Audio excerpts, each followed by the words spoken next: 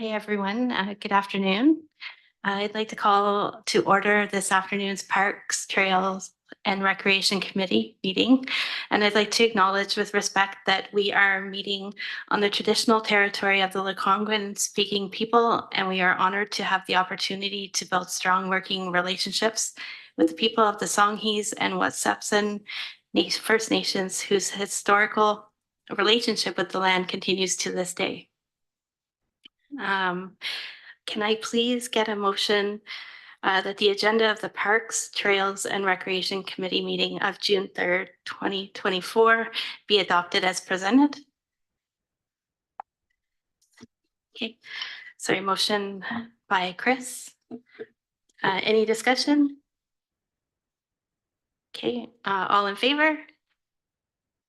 Anyone opposed? No one opposes. Okay.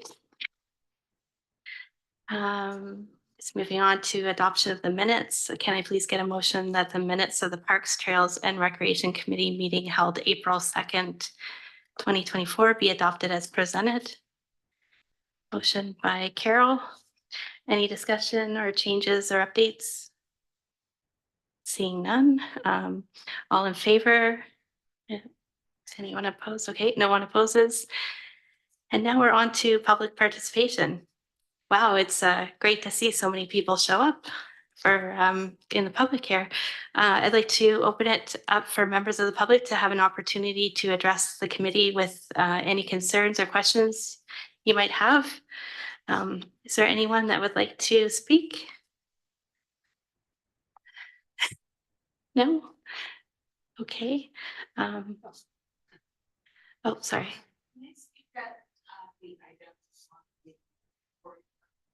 Yes, certainly.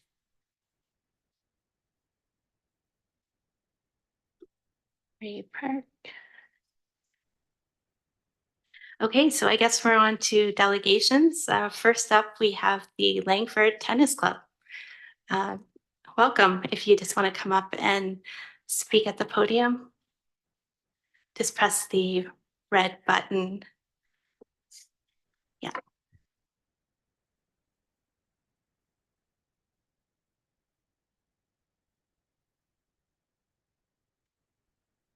Just on the bottom there. Yeah. Thank you. Testing. Very good. Good afternoon, everyone. My name is Kara Legacy, and I'm the membership chair at Langford Tennis Club.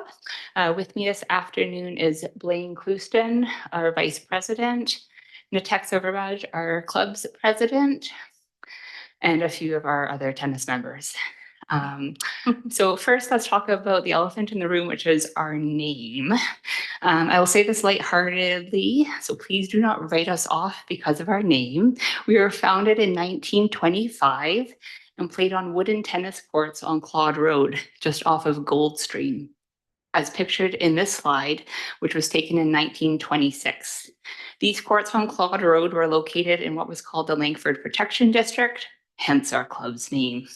We know our name is not as inclusive as it could be, and we are prepared to change our club's name, perhaps to West Shore Tennis Club or Colwood Tennis Club, after we celebrate our club's 100-year anniversary next year in 2025.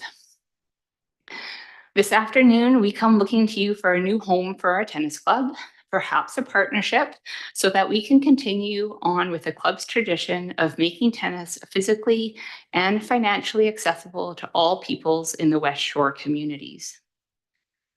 Tennis is a fun and active sport which teaches camaraderie, social graces, and good sportsmanship. It can be a sport for life across all age groups. Private tennis clubs can be quite expensive and out of the reach for many, and Langford Tennis Club prides itself on being inclusive, welcoming, and an inexpensive way for individuals and families to enjoy tennis in a community setting. As of right now, this year, our youngest member is 7 years old, and our oldest member is 87 years young. The club organizes many fun and competitive tennis events, such as junior and senior tennis tournaments, potluck dinners, socials, special occasions, and club exchanges around Victoria and the Gulf Islands. Our annual Glancomi tournament, that's a fun name. Are any of you familiar with that name? Do you remember it from Langford days that existed several decades ago? The tournament name represents the 4 West Shore regions that were here at that time: GL for Glen Lake, LANG for Langford, COL for Colwood, and ME for Metchosin. The Langford, which is now in its 40th consecutive year, minus COVID, has been attracting players from as far away as the interior, which brings economic benefit to the West Shore. Demand for affordable tennis in the West Shore is high. We have lost courts in the community due to much needed residential and commercial development over the last few decades. Our courts currently sit on the lands of Royal Roads University, and they have informed us that upon approval of their expansion plans, we will no longer have use of the courts. We don't have any timelines as to when this will happen, so we are here with you today to start the process of finding a new home for our nearly 100-year-old tennis club. Our summer junior program is thriving and oversubscribed.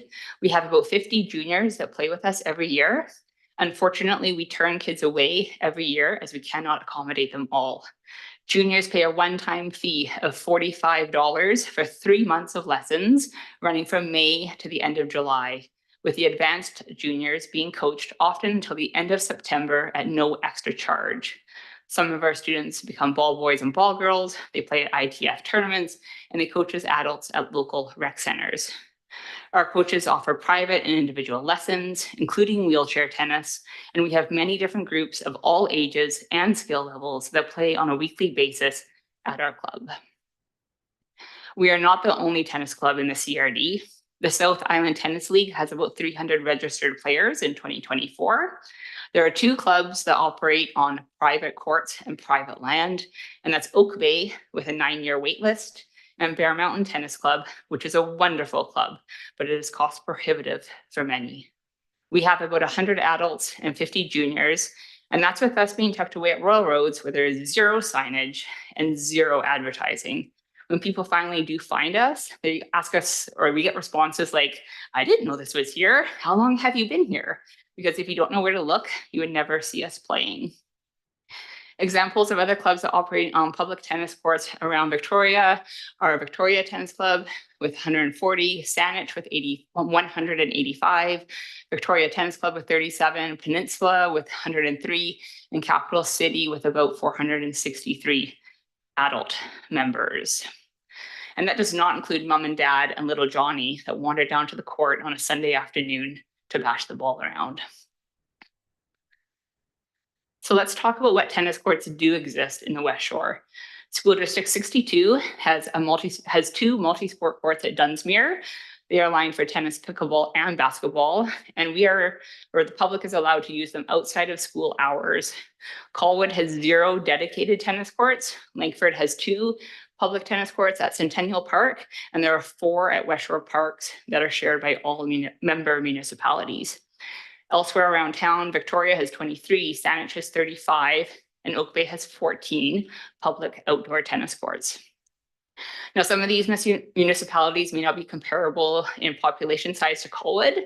So if we look at other cities in BC that are similar in population size to Colwood, Pitt Meadows has 8, Salmon Arm has 6, Port Alberni has 5, and Squamish has 4 dedicated outdoor tennis courts. So a bit about us. We are Langford Tennis Club, affectionately known as LTC around the community. We are a BC registered nonprofit society, and we're established in 1925 and are one of the oldest tennis clubs in British Columbia. Originally, we were located on Claude Road on wooden tennis courts, and then moved to Centennial Park in 1957. We outgrew the 2 courts and then moved to Royal Roads in 1998. Currently, we have 3 asphalt courts that we have maintained at our sole expense. We have a clubhouse, perimeter fencing, backboard, actually the only backboard in the community that we know of, a ball machine, and lots of junior equipment. In 2011, we updated our constitution and bylaws. We have 2 registered coaches, 5 directors, around 100 adults, and 50 juniors, and we tend to smile a lot. And that middle photo is again from 1926. We've always strived to maintain our courts, our fence, our clubhouse, and our viewing deck at our sole expense. We strive to keep membership dues low so that our club is accessible to everyone, but yet covers all supplies, maintenance, and insurance. There have been times when the club has granted free memberships to juniors when they cannot afford to pay. We try to give back in small ways that we are able to, hopefully having a bigger impact on those that need it.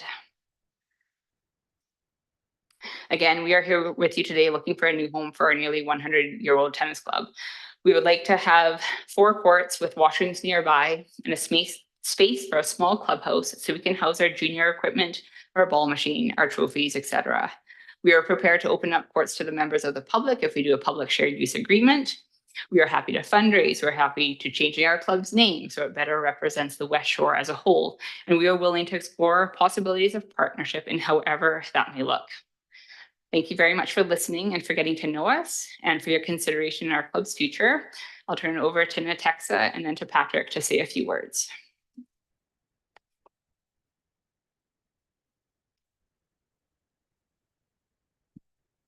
Well, this is fun. I sat behind there a number of years ago when I was on the Planning Advisory Commission, but then I moved away from Colwood, so now I'm in Saanich, unfortunately. However, I'm still the president of Langford Tennis Club and a very strong supporter. I'm not sure if you can hear me okay. Yeah, thank you. I just have a few numbers I'd like to throw out at you because Tennis Canada has a website, of course, and as of the end of January in 2024, the stats are as follows. The YouGov Canada study finds nearly 5 million Canadians played tennis in 2023. Participation among youth, that's defined as 6 to 17-year-olds, is seeing a notable growth, about 11% over 2022. 25% of Canadians under the age of 12 played tennis last year, and even more indicated that they are likely to continue in the next 12 months. 31% of Canadians aged 12 and over say they definitely or probably will play tennis, while 30% of Canadians are prepared to enroll their children in programming next year, and that's up from 23% in 2022. And just as an aside, when West Shore Parks and Rec did their, they had a study read to them, which was prepared by the Pickleball Association. Their numbers are way less than ours. And the study actually said that they will plateau at a certain point. So it's really important that we keep our tennis courts available, or that we have more tennis courts available for all the people who would love to play this inexpensive and healthy sport. I thank you for your time, and I turn it over to Patrick.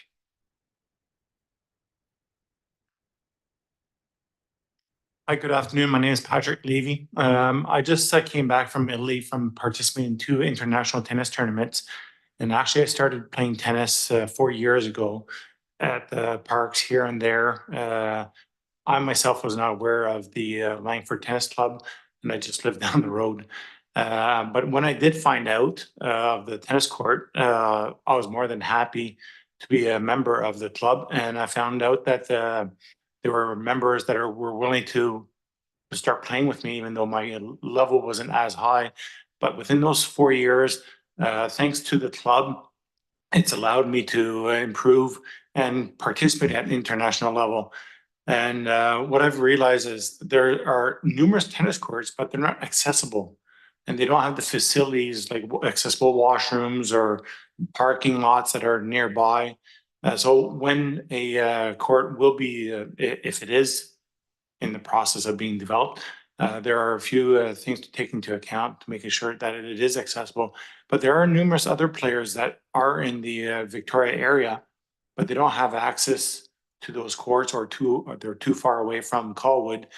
But I'm sure if there's a better site, it will attract them, and eventually maybe have hold tennis tournaments, international tennis tournaments that would attract the people worldwide. As like I just mentioned, I went elsewhere to play. There is Bear Mountain, but it is, like Kara mentioned, a little bit more expensive. And that is one of the factors that prevent disabled wheelchair players because of the costs of other things. And then if you add tournaments or memberships, it's out of reach. So we kind of lose those opportunities. Lastly, I would like to thank the Langford Tennis Club members to allow me to enjoy life, because sports are very important in my day-to-day life, and they make it enjoyable. Thank you.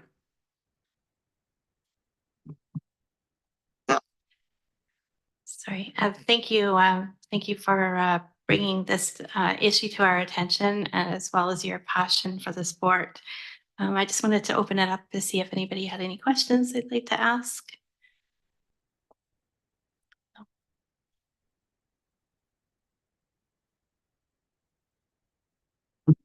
Just some comments, is that all right, rather than questions? Thank you. That was a very interesting presentation. Very interesting. And it was very interesting to hear at the end of the PowerPoint about fundraising options, partnerships, and that kind of thing.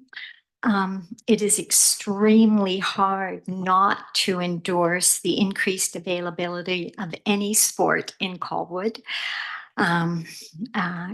But the city, of course, is entrusted with the reality of allocating a finite number of dollars to a multitude of requests. That is the job of our council. We in Colwood are fortunate to have an amazing sports and recreation facility located within the boundaries of our city. All of the West Shore municipalities contribute and use it, but we have it within the borders of our city. Colwood taxpayers give 4% of their property tax payments each year to support the Juan Fuca Rec Center West Shore Park Society. There are currently 4 tennis courts at the West Shore Parks, Juan Fuca Rec Center, and each has been resurfaced this year, I believe. The Langford Tennis Club is asking the city to build 4 additional courts and washroom and land for clubhouse. When they are not being required, when the tennis courts are not required by the membership, they will be available to the public, I understand.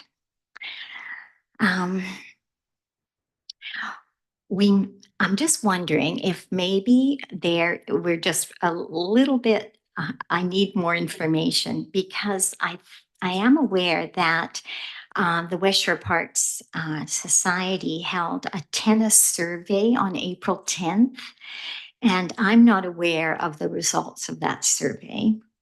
I am also wondering if there is not something on the table where there's the possibility that the volleyball courts may be converted to tennis courts. On that, again, I am not privy to any information on that, but that was just something I had wondered if it was on the table. The volleyball courts are next to the existing 4 tennis courts, and apparently the volleyball courts are underused at the present time. If council decides to go ahead and move forward on the Langford Tennis Club request to build additional tennis courts, I would suggest some restrictions on hours for use, since this is a private club and it may be wholly or partially, we don't know, funded by taxpayer dollars, if that's the request. That there would be limitations on the hours, and the public would know when they are welcome. Also, if additional land would be required, that the land that is used to build these tennis courts not be land that has to have trees removed. As in Colwood, we wish to encourage the urban forest that we have and protect it as much as possible. The courts maybe if council goes ahead, maybe could be located in parks that are already open, have open space and would possibly have land. I'm just thinking Meadow Park, Hallwood Creek, Gyro, and Quarry. It would also be good to know if there are to be these two new additional courts at Juan de Fuca. That would be really good to know. So then there would be 6 courts at Juan de Fuca. And I don't know the answer to that.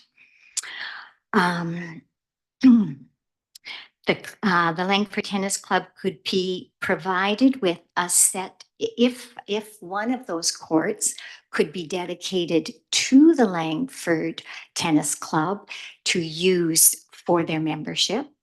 And there could be some kind of an arrangement with Juan de Fuca that the funds that were spent at Royal Roads to operate the Royal Roads venue, that maybe those funds could be transferred to Juan de Fuca so that you could have some more of say over what goes on there. It would be more like your club. Yes, so that's it.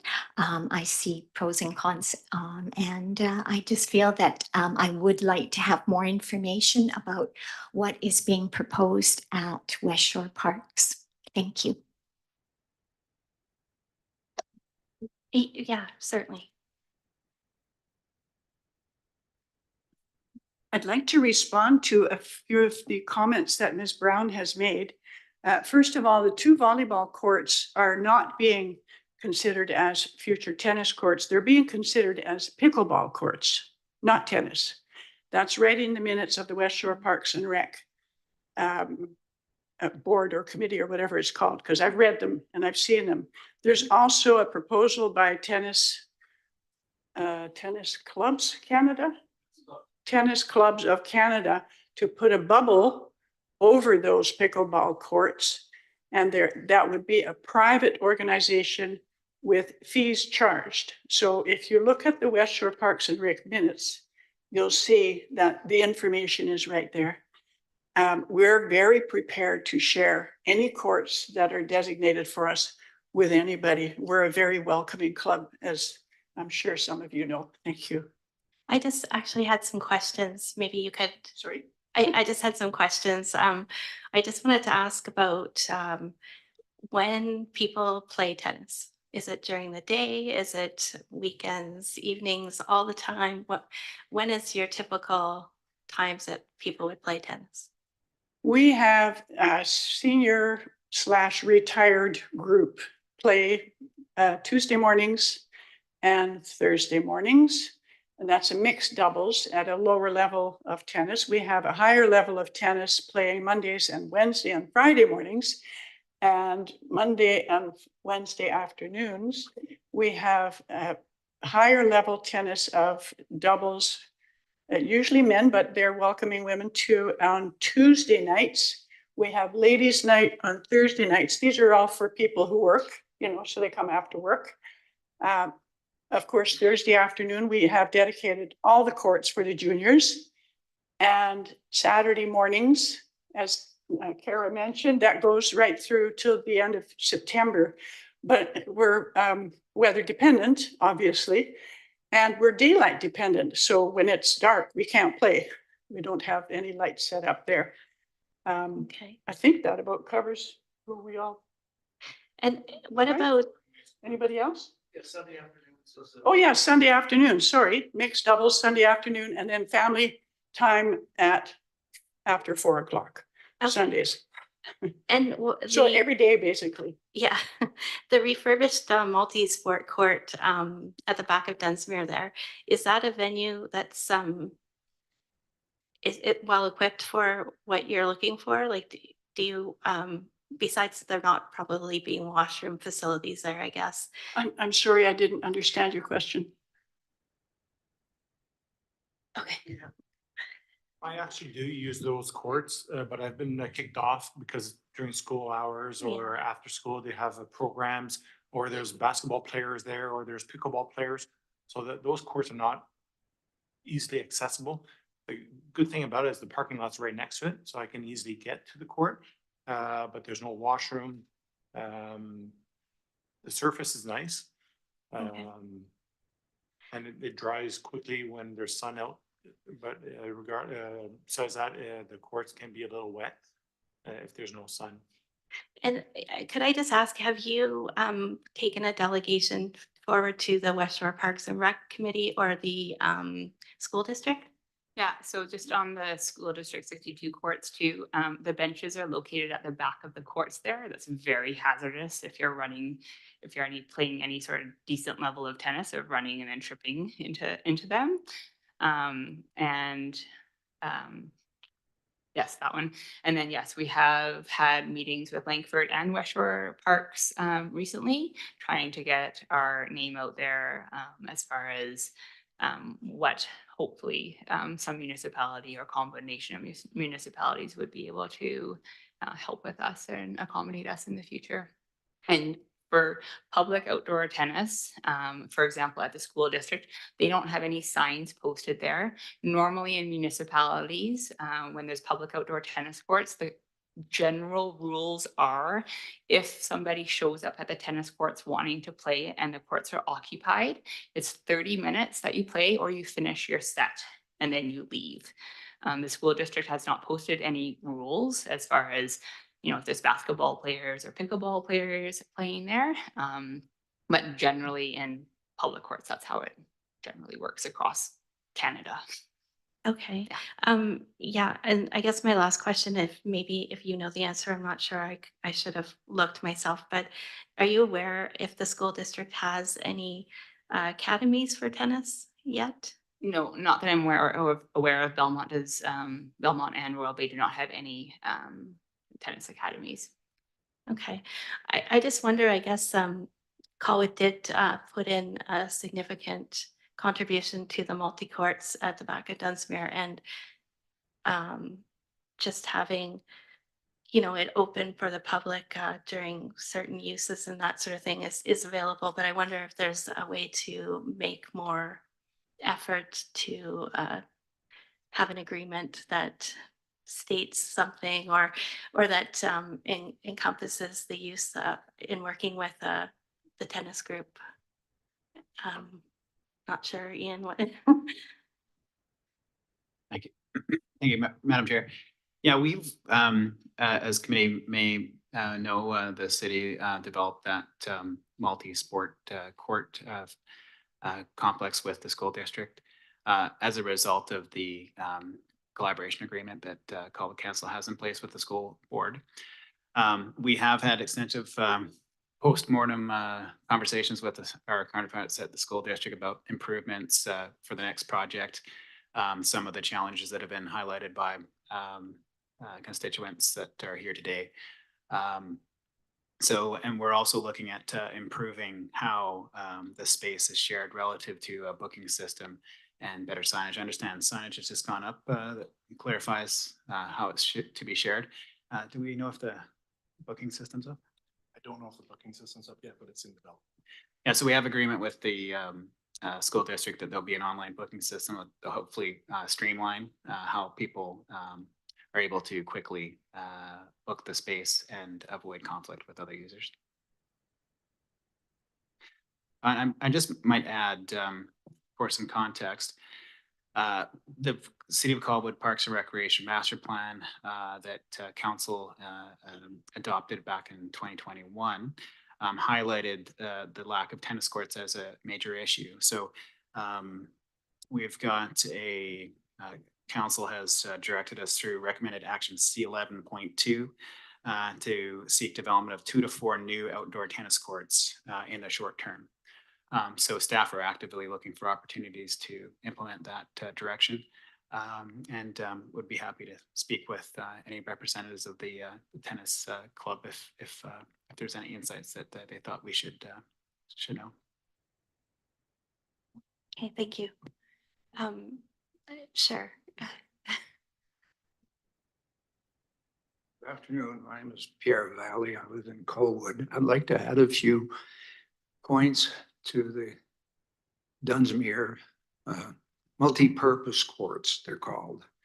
Multi-purpose means that they have tennis courts, pickleball, basketball, and kids go on with skateboards and scooters and they play hockey and the dogs are there and the kids go on with their Slurpees and they really don't know how to manage tennis courts, and tennis courts have to be managed. They have to be cleaned, and there has to be certain rules of use and etiquette. One other point that I'd like to add is that Colwood is interested in tennis courts because Colwood has given $500,000, $500,000 for the construction of those two courts at Dunsmuir. With $500,000, you can build more than two courts. You can build at least four. They're not really managed, and even during hours when the kids aren't using it during school days, usually a teacher comes running out and tells you that you're not allowed to be on there, even if there's nobody using it. So it's a kind of a mixed thing that's going on. And I've asked the city council, I've asked people at the council how that money was spent. Have a breakdown between the foundation, the pavement, the fencing, the courts, the netting. And I couldn't find out how. And I've written to the, I've spoken with and written to the Sioux School Board, and I have mixed responses. In one case, I got 2 pages of heavily redacted documents about how the money was spent, and there's no indication how the money was spent. I've worked for 40 years on construction sites around the world with many different levels, and it's not very complicated to break down and to plan and to cost tennis courts. They told me, oh, we'd have to charge you because a lot of this is archives and so on. Perhaps you'd be interested, the council and you, to find out how the $500,000 was spent. It's easy enough to do. It's not a complicated project. It's not racket surgery. And I could do it with my eyes closed and one hand tied behind my back to design and to manage courts like that. And we can't find out how that $500,000 was spent, $500,000. Perhaps we could find out how. Maybe our planning people, we spoke about this some time ago, and find out how. Now, there's 3 important parts of a project, if you're going to consider it. The 3 most important part of a project are planning, planning, and planning. Tennis courts could be easily planned to satisfy all these needs. And you've been given a really good presentation today on the interest and how it should be done. And there's a famous Canadian, Peter Burwash, that wrote a book, Tennis for Life. You can play tennis at any age. I'm 81 and I'm still playing tennis and I'm still learning and I still want to learn. And I want to go on learning about tennis. So please consider this seriously. It would be it'd be a feather in your cap to have more tennis courts here in Colwood. Thank you. Thank you. I'm just gonna I'm just gonna pass it over to Chris to have a word here. Go ahead. I just had 2 questions for the LTC. First, do you have an estimate of a cost for 4 courts and what that would look like right now? And the second question is, have you thought or have you gone so far as to brainstorm possible locations in Colwood? Is this still on? Yeah. So we had our courts and rural roads need to be resurfaced. They're in ugly shape. And we've had issues trying to resurface them because we didn't know what our future was. So in our research about resurfacing the courts, we asked Placo. Yeah, Placo, who is a local company who does a lot of the tennis courts and court surfacing around the area. It's about $100,000 per court from scratch to build tennis courts. And sorry, what? Including purchase of the land. Yeah, just to build it. Yeah. And sorry, what was the second question? How much the tennis courts? Oh, and potential locations, yes. I was aware, as the gentleman had pointed out, that in your master plan, it was worded, I think, consider the possibility of building courts at Quarry Park. So here we are trying to capitalize on that as you do your public engagement about what phase 2 and the future phases look like for that. We think that that would be a wonderful location as far as other community groups and other recreation facilities in the area that we could share services with. You know, we don't need dedicated washrooms. We can share and everything like that, right? So yeah. Okay, thank you. Kimberly, go ahead. Hi, I'm just wondering about the courts at West Shore at the Juan Fuca Center, because I have been there and I know in the past the courts were in desperate need of resurfacing. I have played both tennis and pickleball at those courts, and I was very happy to see that they are just recently resurfaced. They also, the times that I've played in the past, have always been open for and multiple courts at different times of the day have been open for play. So I'm just wondering if it has been explored how available those might be for your group to utilize. Yeah, so we had a meeting with West Shore Parks and Rec a little while ago, and they would be open with discussions for us, but they are a little bit, mum's the word, because that was the survey that was out on April the 11th with how it was worded. They are exploring with Tennis Clubs of Canada to operate those courts, as far as we know, in the winter time, and then it very well might be public use and open in the summertime, but there's no details in release of that. So, and that would be great if we had more public indoor courts in the summertime. They would be charging a fee. Tennis Clubs of Canada charges about $700 a year plus court fee time, which is $10 to $15 per hour off the top of my head, back in Ontario, which is where a lot of their courts are located. And then because Juan Fuca does not have any sort of booking system as of right now, there's no stats as far as how utilized those courts are. They did like in the summertime, they did recently get repaved. From what the feedback I've had with them so far is, unfortunately, they didn't really level them really well. And there's already the old porous surface of the stones that used to be there used to drain really well. So you could play on them quickly after it rained. But now with it being a solid surface, there's pooling of puddles, and they haven't provided any sort of squeegee equipment for either the public to use, or their staff just hasn't been on the ball as far as like, hey, it's after it's rained, like a squeegee those courts is if it's unionized positions or things like that as far as maintenance of that goes.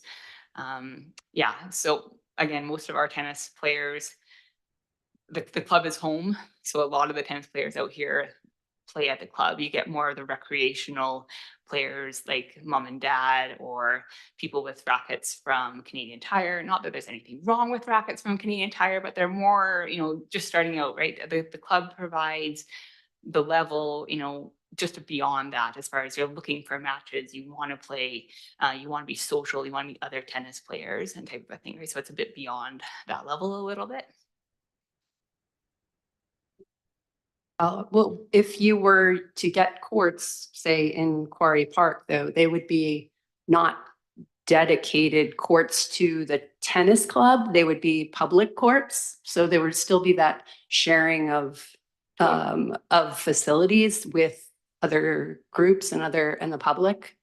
So just wondering what you're thinking in terms of like care of these, so if the ones at Juan Fuca need a squeegee, would your group not be able to bring a squeegee and use that for when they needed it? Like, I'm just wondering. Yeah, no, totally. I mean, because Langford Tennis Club still exists, all of us don't need to do that. And so again, little Johnny and their mom, they're not going to have a squeegee at home to come down and bring those courts. The squeegees are very heavy duty with rollers and like heavy duty, like they're not just the little, recreational one or ones you use at home that we have at our club. Yes, a shared from my understanding, the wording of a shared use agreement that is very prevalent around the province. Picticton Tennis Club, Salmon Arm Tennis Club, Vernon Tennis Club, Saanich Tennis Club here. They all have shared use agreements with the municipality or the city that they belong in. And what those details are obviously vary, whether it's dedicated to court time, financial contributions, and we are open to exploring that, where I don't have any set agenda as far as how that has to look. We want to let you know that we exist, and we want to be able to work with the municipality and form those decisions to hopefully benefit us and the general community.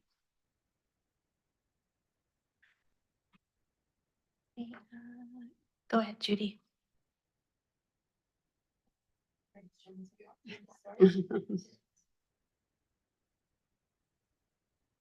Yeah, I don't actually have a lot to add. I was also wondering about places that you might have identified, and I know that our OCP identifies Allendale as a possibility, City Hall and Royal Bay Beachlands, Colwood Creek Park. So those are possibilities that are already kind of tagged in the OCP. It's kind of the beginning of the conversation, I think, but it's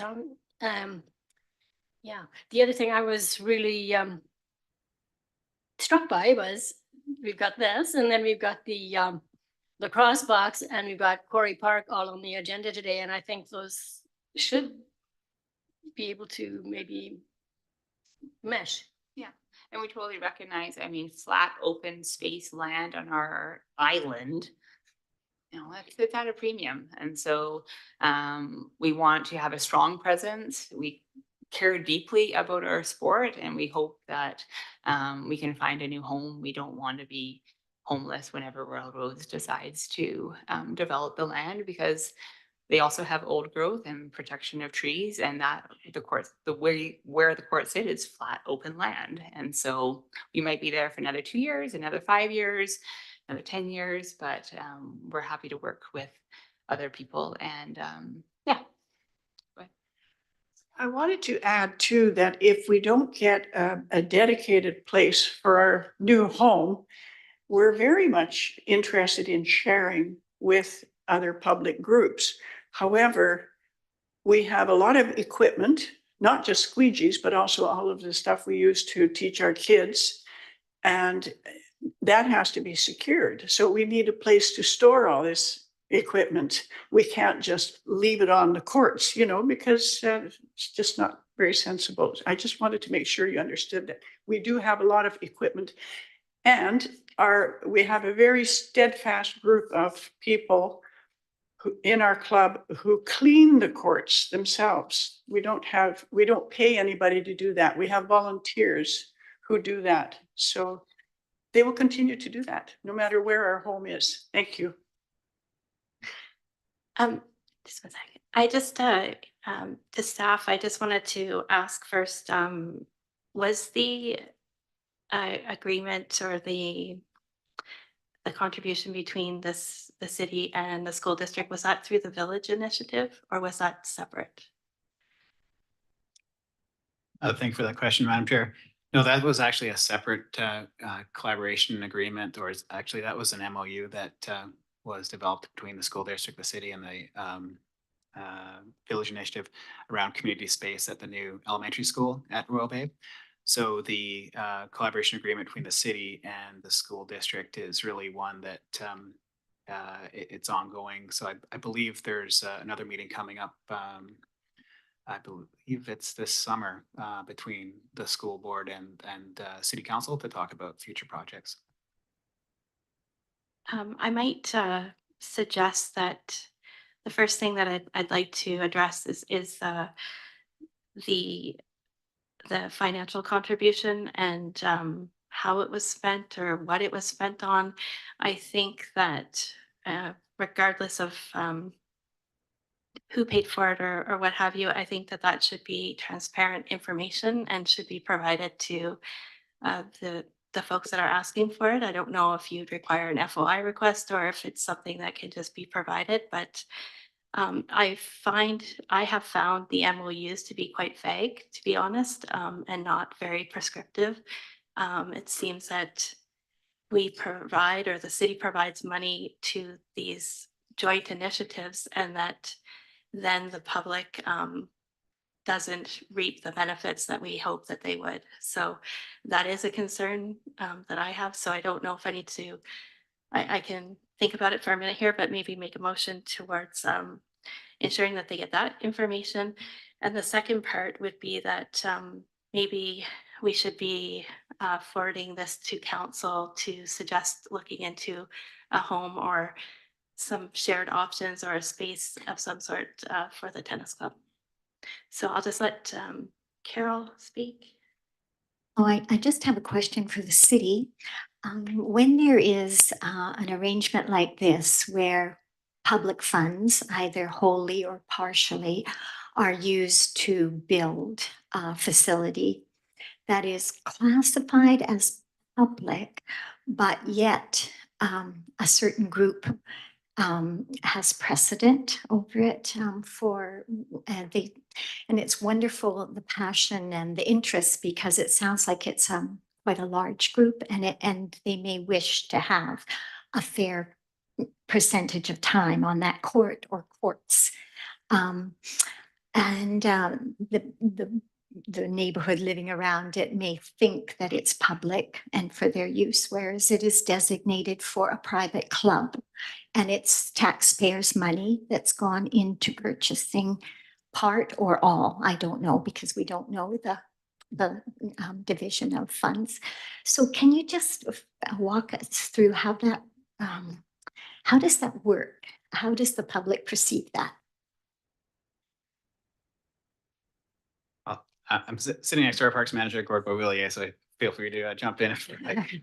I don't know if I can answer that question in the abstract. It really comes down to the context of the decision that's before council.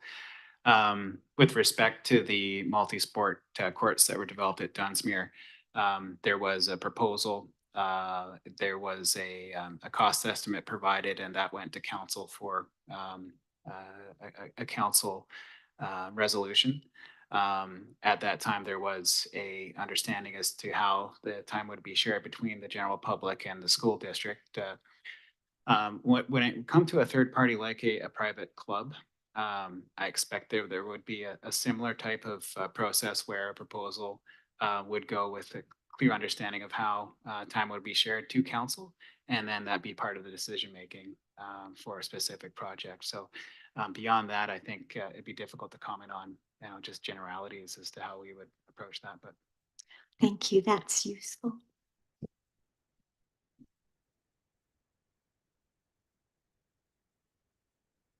So would anybody like to make a motion? Okay, I'm gonna probably need some assistance. I realize this is a delegation today. There's no real decisions that are needed, but there are some things that I think we should get cleared up in some direction to council on this. The first part would be that the city provide, I guess I'm kind of confused with this, Ian, just because I realize the school district came forward with an amount and asked for that amount or suggested that amount. I'm not exactly sure. There really wasn't a lot of information with that as to how they derived at that amount, or how I believe it may even have been before this council's time. So I guess we should be asking more questions going forward as to how it's going to be spent, or maybe a report back as to how it was spent and where. But perhaps we can somehow get this group that information as to how those funds were spent.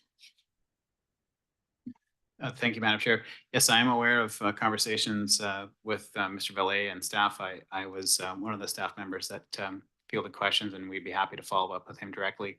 I think some of the challenge was and the detail that was being sought that would need to come from the school district, but we're happy to work with Mr. Bellet if he wants to follow up with us on additional questions.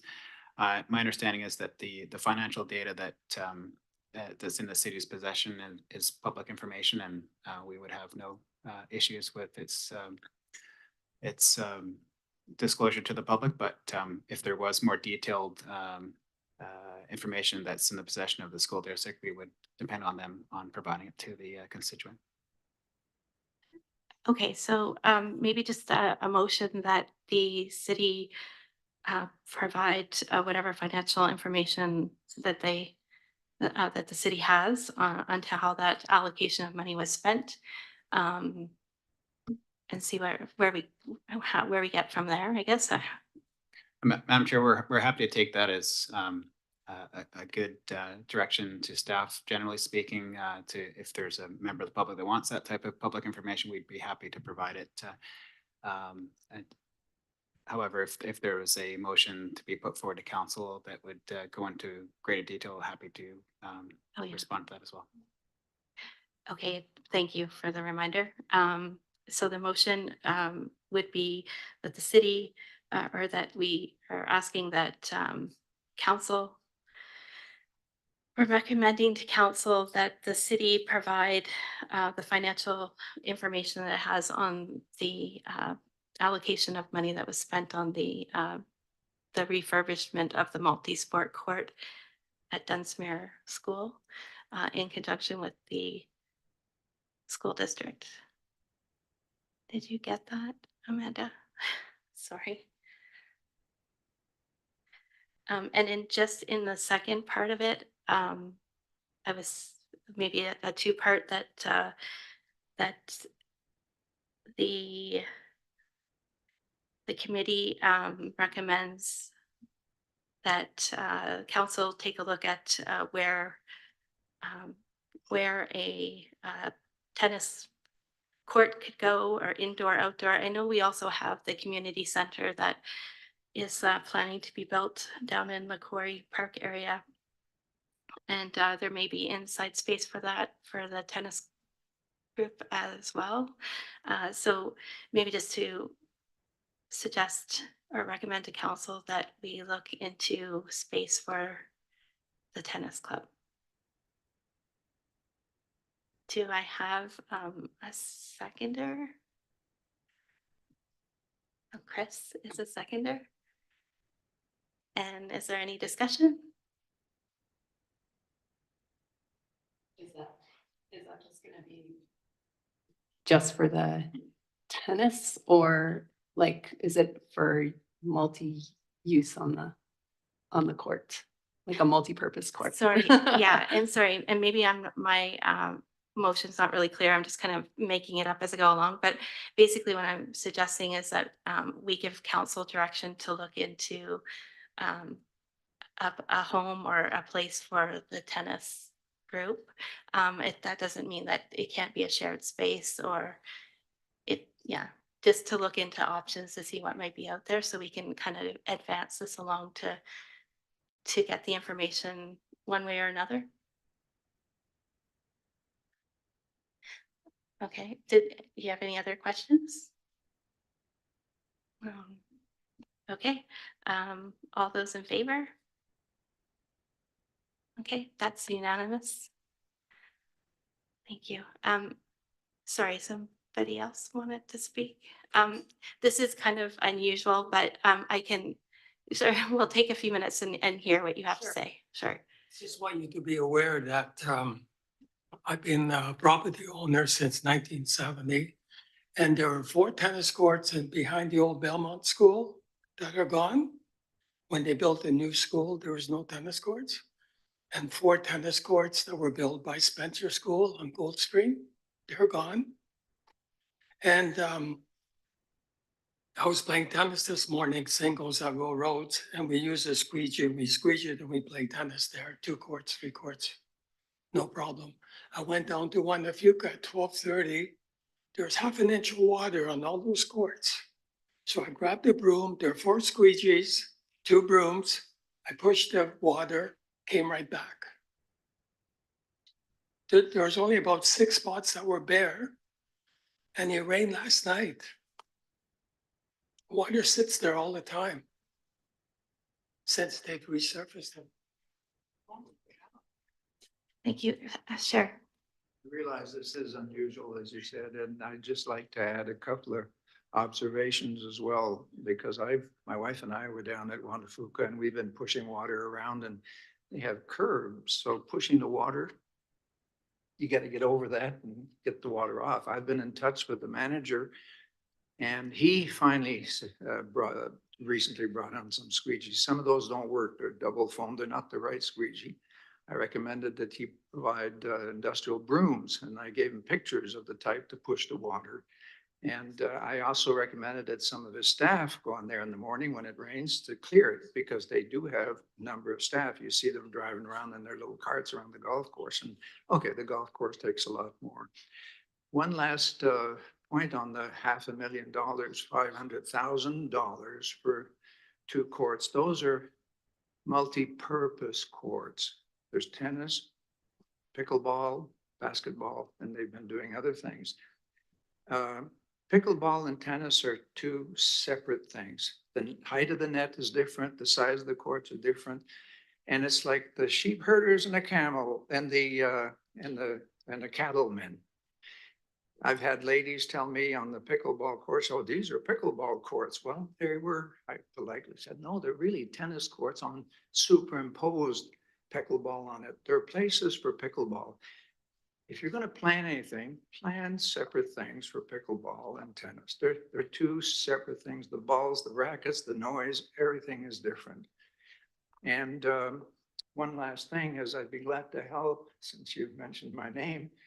I won't do the work for you, but I've already outlined to school board how the breakdown of a project like that little project was.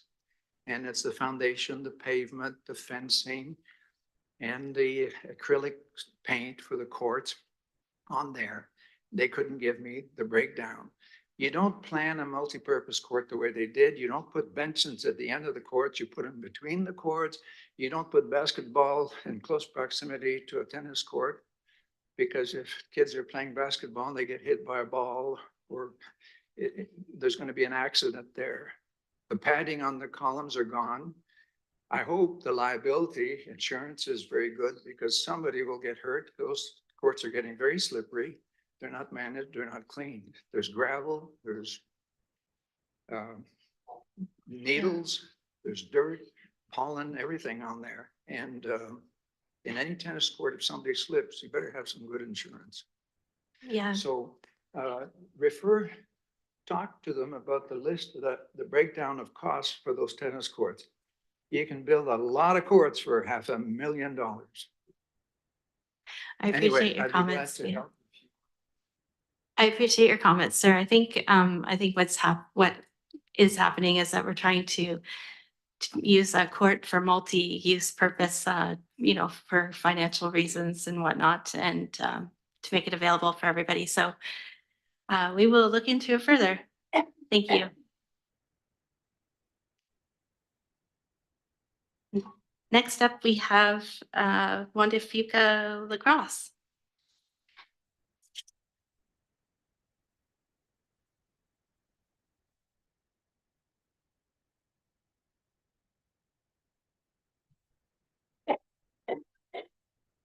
We can get going. Good afternoon. Good afternoon, everybody. My name is Adam Rands. I'm president of Juan Fuca Lacrosse Association. I guess listening to this, our presentation probably should have been justification for a multi-sport covered box, because that's kind of what we're proposing right now. It's not necessarily just a lacrosse box here. So let's get into about JDF lacrosse. So finding the history of it right now, I tried for this presentation, is impossible. I don't know where it is. So we got to work on that as an association, but kind of want to go into my history, not necessarily to highlight like what I've done, but what lacrosse has done for me.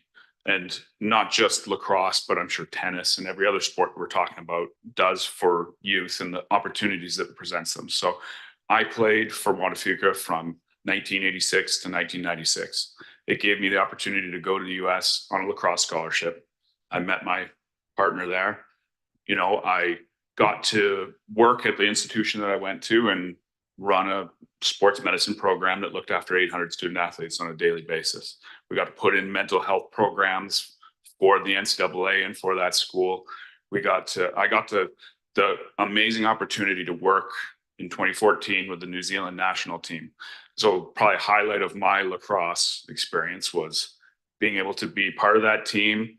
They met with the Six Nations. So they're looking at the indigenous folks from New Zealand, trying to partner with the indigenous folk of North America. They presented the haka to them. They presented a gift back to them, trying to grow the game across multiple countries. It was an amazing experience. So for me, lacrosse has given just me, those are just the small highlights of what it has done for me playing for Juan Fuca.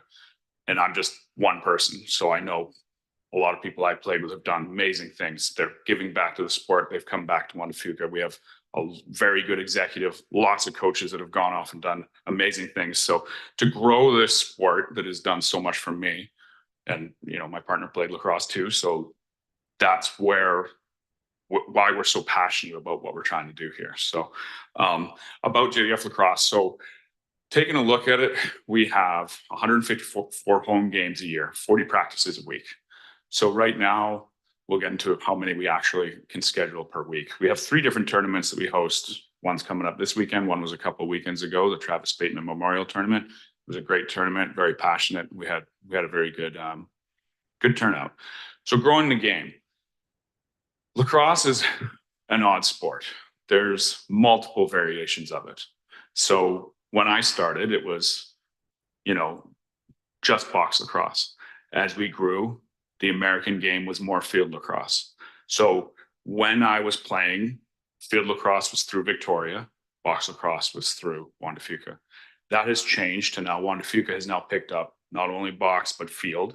So we have over 350 members in our box program. That makes us the largest association on the island. But we've also increased women's lacrosse on box, field. We have co-ed box and co-ed field. So we have those 4.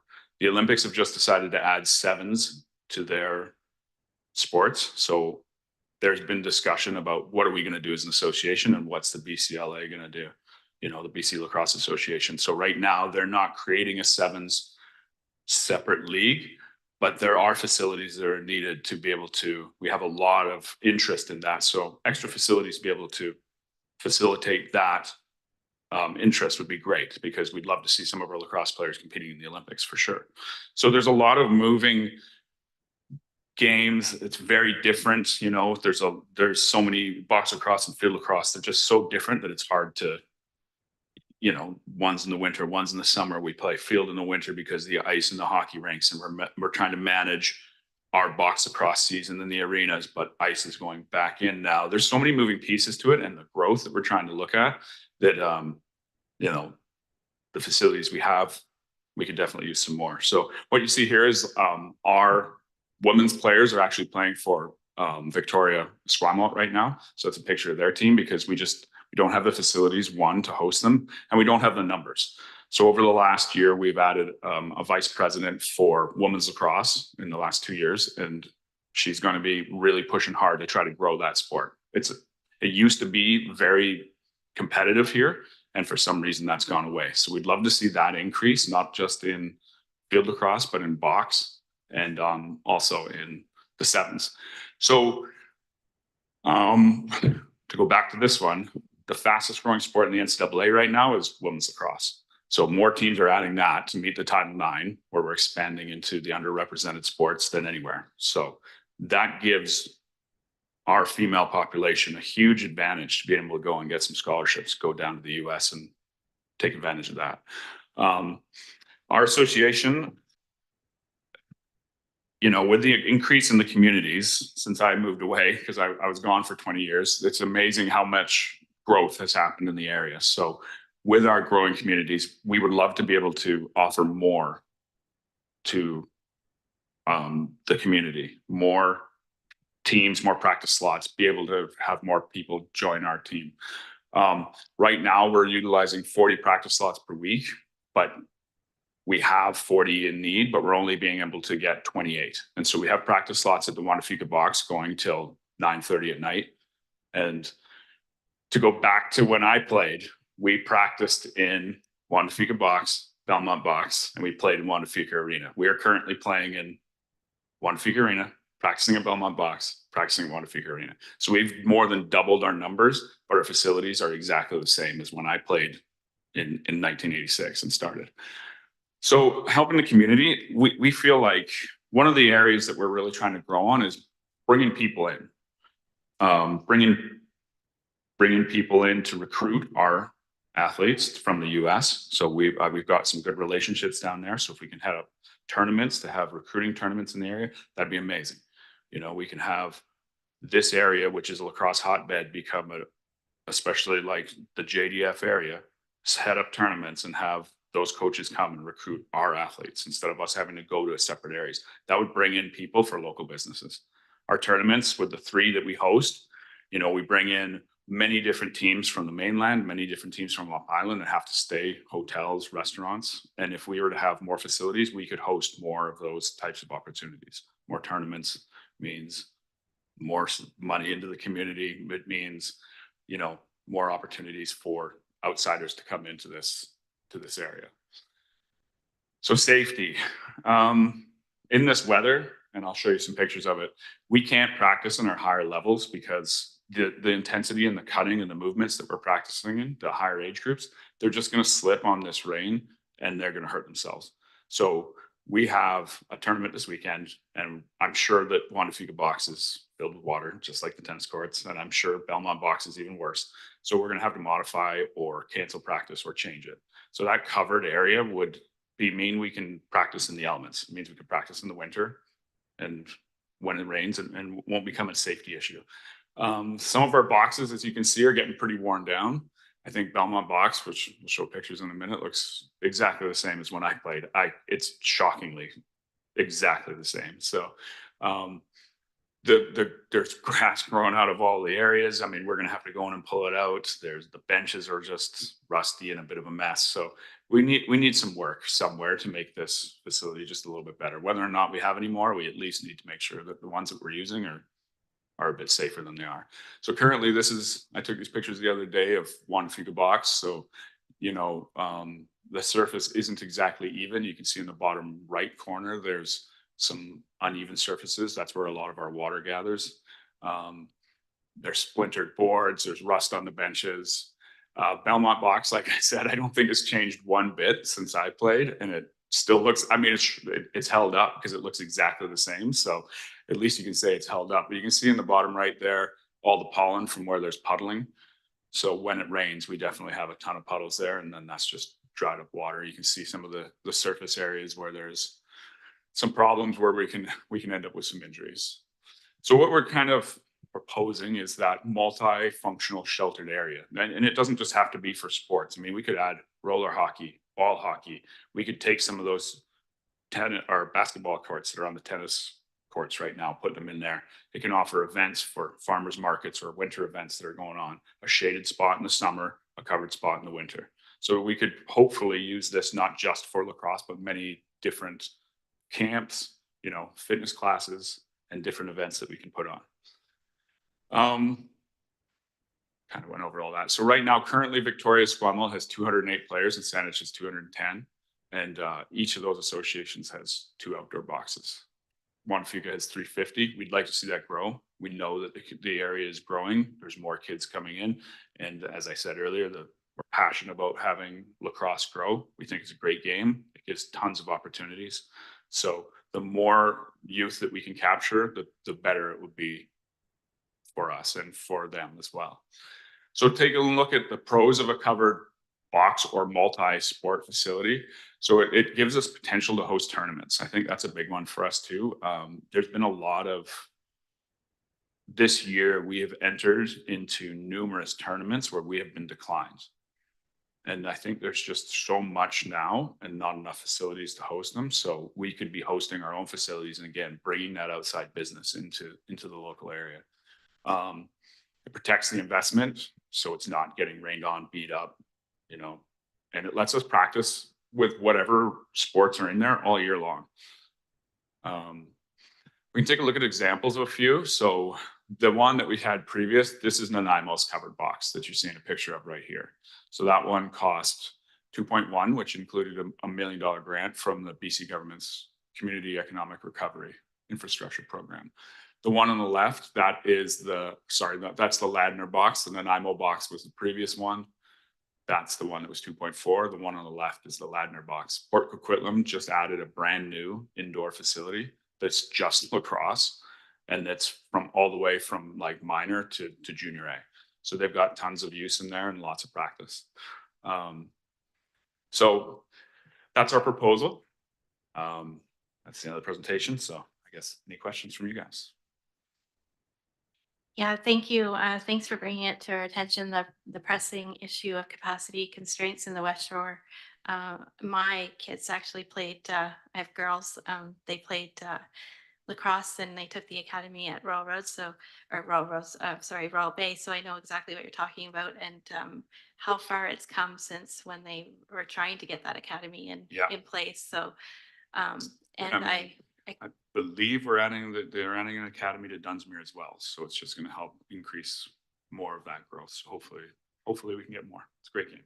And I grew up in Belmont Park, so I'm very aware of the lacrosse box behind John Stubbs there. So I guess my question is, I wanted to commend your, your dedication in fostering the growth of women's sports in the area and for advocating for that.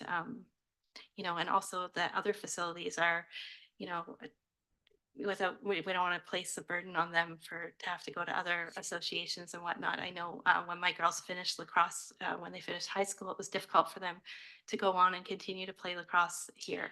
Yeah, and it used to be that, and it was a long time when I was here. Again, I moved away to college and then just never came back until a few years ago. So it used to be that there were women's leagues and men's leagues, and so we've seen that go away. And the men's league that we have right now is out in UVic. So why couldn't we have some out in our local area too? There was a lot more, I feel like, a long time ago, but for some reason those women's teams, there was a very good women's program here, and it seems to have gone away. So my partner's the VP for women's lacrosse, so she feels very passionate about it, and we definitely got to get that growing. It used to be great. It's the best opportunity. It's the #1 scholarship. I mean, if you play women's lacrosse and you want to get a college scholarship, no problem. Easy. We can point you in the right direction. Yeah. I guess I just wanted to ask who owns those lacrosse boxes. So one is in the, past the Q Center. So would that be part of West Shore Parks and Rec? And then the other one part of School District 62? Would you know, Ian? That is correct. Oh, that is right? Yeah. Okay. So yeah, I think too, like your proposal or your example here of what it costs and that, that's for putting the lid on it. But I think those actual boxes need a huge amount of work. They do. Yeah. So, okay. Yeah, I'll just open it up for questions. Sorry, I didn't see Carol. Okay. Very interesting presentation, and I think such a big part of our community now, lacrosse, and we want to do what we can to help. I just have a few questions. I was just down checking out the lacrosse box at Belmont this morning and at Juan Fuca and talking to someone hitting some balls in there. And I'm just wondering, there are, of course, two options: repair the ones we have, one, and the other is to put a cover on a new one. And there aren't many, I gather, in British Columbia. I mean, you've mentioned a few across Canada. There aren't that many that are covered, but that's not to say that that's a good thing. No, and I think it's because it is a new thing, but it's a new trend that we're seeing that gives us more access to that facility, because that box sits there empty for probably 3/4 of the year.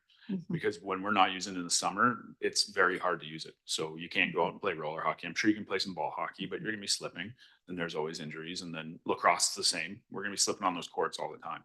So I think that's why you're seeing the trend of the covered courts coming, is because especially here where it's raining most of the year, we can still use it, still have access to it.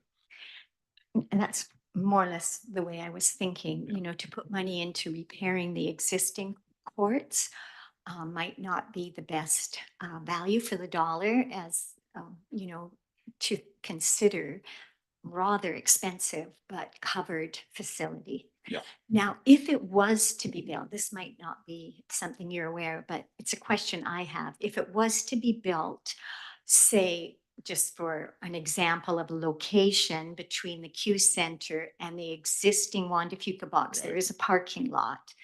I don't know if that's an area that you might have been thinking of or anyone else, but if it was to be built on the property of Juan de Fuca Rec Center, would that be a cost sharing with other municipalities? And it wouldn't be a burden just on Colwood Right. financially. It would be through the Juan de Fuca Rec Center. I'm asking the question. Yeah, I believe so. I mean, if we were to build another one, we could cost share it. I know everybody's talking about the Quarry Park, so that's also, we're putting our little information out there too. But it used to be where the Q Center is. That's where I grew up playing, and then they put the Q Center in, and then they moved the box over. So if we could add more, yeah, that'd be great. But I don't know what the parking is like down there. I know my daughter played soccer and it was pretty full, so I'm sure that would be an issue. But the idea of just being able to grow again, we're using the same practice facilities from when I was a kid, and we've more than doubled our numbers. So we do need to find some area to play. And with sevens coming, that would be field or turf, because it is on field or turf, but it's also can be practiced inside in a facility like this. So if you're not familiar with it, it's a smaller field game that plays like box. So it's a kind of a mishmash of the two of them. And I think they want it for fast action to keep it relevant in the Olympics, because field lacrosse can kind of bore people. So with knowing that that is coming down the line, we really do need to start looking at where we can put those people to practice. So I think we're open to just about anything. Most of the executive at Juan de Fuca would just happy to have something else to be able to utilize. So we're not too picky. Have you been to the West Shore Parks and Rec Committee yet? We go to every West Shore Parks meeting, yeah. So we have members from the executive that attend them all, and we are letting our needs be known. Yes. So they're known. Okay. Okay. I'll just sort of pass it over to Chris. Hi. Yeah. Do you see this being a replacement for either of the two boxes currently? It could be, but I would hope not, again, because of the growth. So ideally an addition. It would be nice if it was a new addition. If not, a cover would give us more practice opportunities just because of the weather and the rain. So if we did get a covered box, it would give us more opportunities. So, but again, with 40 practice slots a week and us only being able to utilize 28, we're sharing practice times. We're trying to squeeze everybody in. We have our women's game going over to Esquimalt. When we sat down in the fall and looked at, because we did increase our women's number for field lacrosse, it was how are we going to put everybody in here? So what we did was we smashed two groups of kids together, which is fine. I like it as a coach, so I don't mind having more players on the field. It gives us more opportunity, but we did put both teams together to open up more practice slots for those women's practice times. So seeing how we had to manage that, I feel like that's going to be coming in the future for our box programs and potentially sevens as well. And then the other question I had was, you mentioned a few other examples in BC so far, and the Ladner box, you included the information about the grant, the $1 million there. Have you explored whether you are open to other grants or not? We have not. Okay. No, we the state was sneaking up on us, so we had to come and present to you guys before the date ran out. So we have not yet, but it's definitely, I mean, I've met with Robbie Parmar, and we're talking about where potential grants can be. So it's something I can reach out to him and see where we might be as well. So we've been meeting with him about different opportunities for grants as well. And then one last question, other than Quarry Park.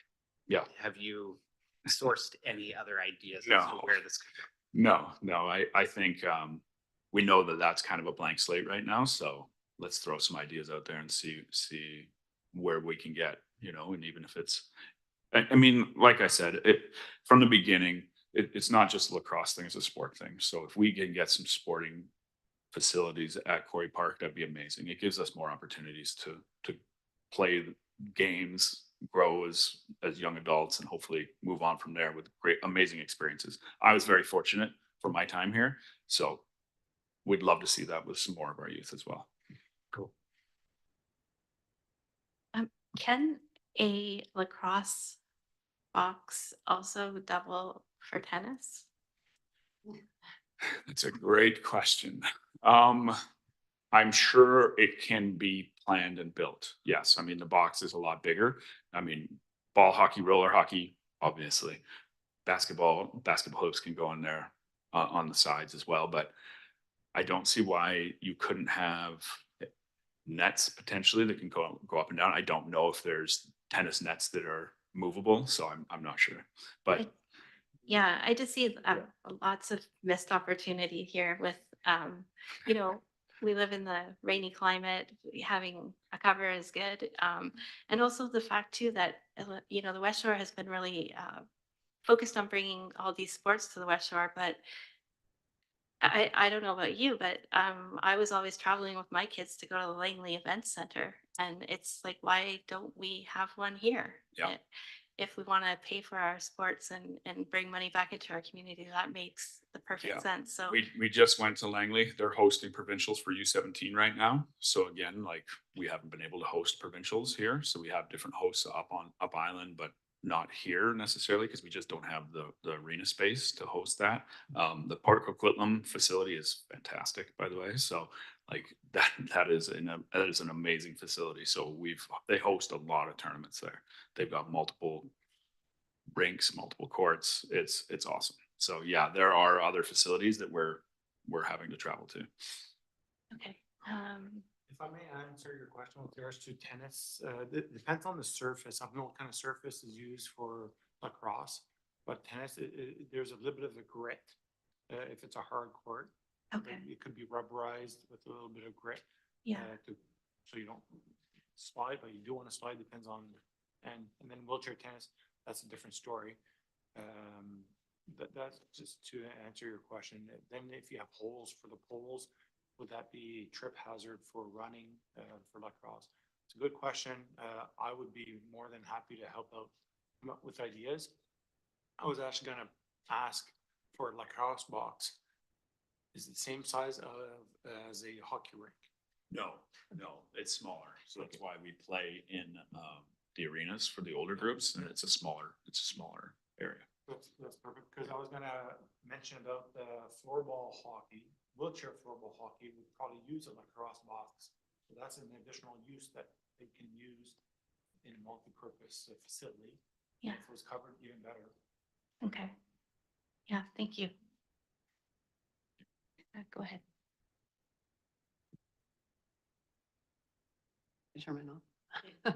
Am I on now? Okay.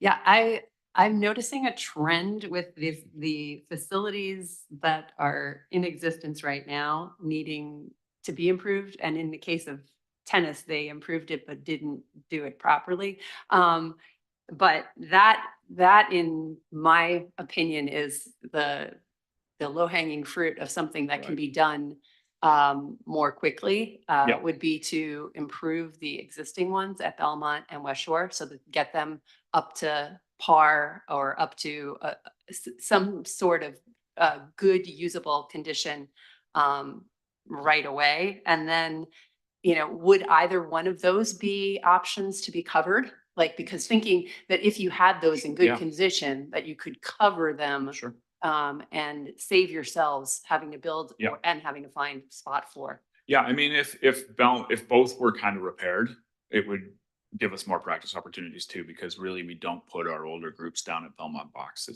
it's just too slick, too dangerous. The courts are, as you can see, it's always wet. There's always puddles. It's more of a get the balls out, throw them around, and kind of do a half practice. One if you get box covered would be great. I mean, that'd be fantastic too, because it does give us more practice opportunities when it's winter and more practice opportunities in the rain. So yeah, that'd be great. That'd be a good use of the box for sure. Yeah. And another thing, I like the fact that you're open to many other types of Yeah. sports and groups and, you know, things using it.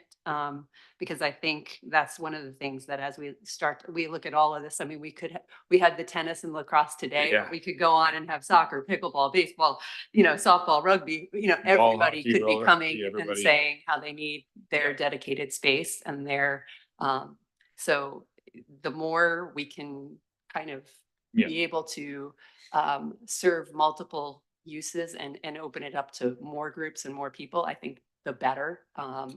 Yeah, and we feel the same way. Lacrosse has kind of always shared that court. We've always shared it with hockey, and we've shared the arena with hockey, and so we're always sharing it. It's never been otherwise. So we don't know any different. Yeah. Just a question for staff.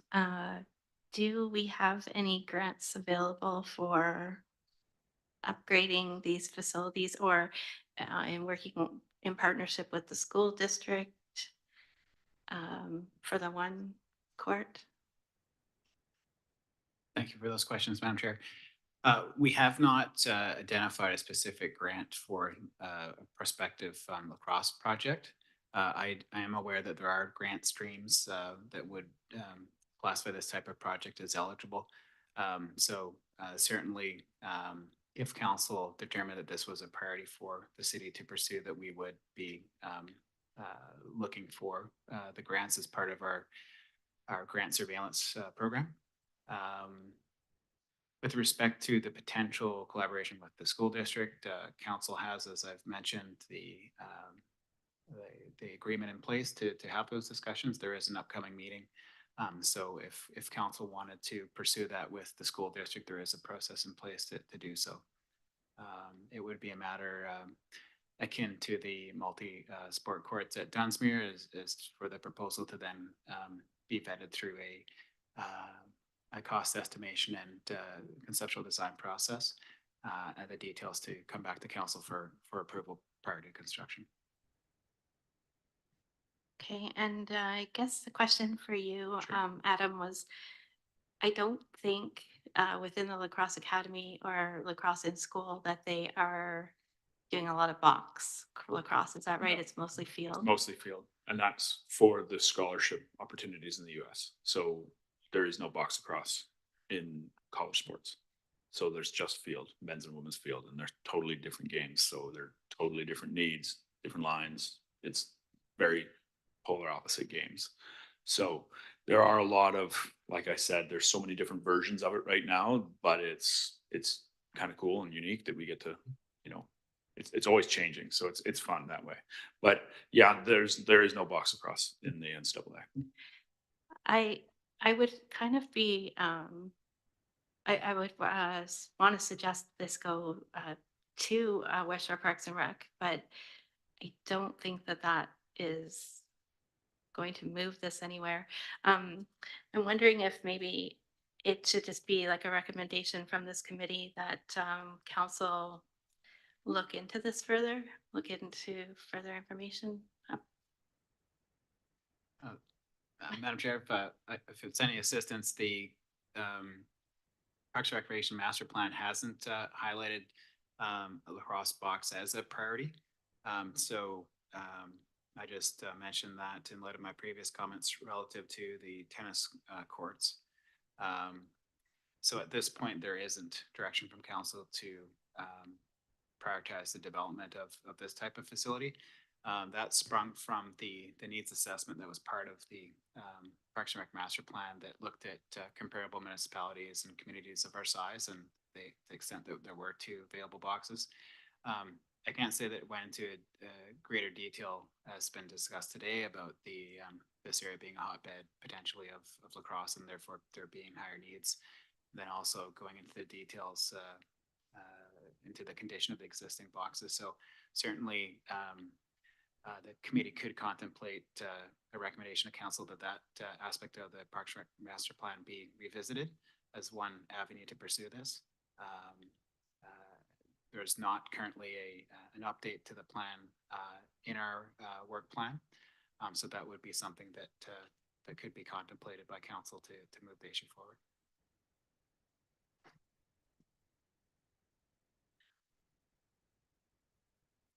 Go ahead, Carol.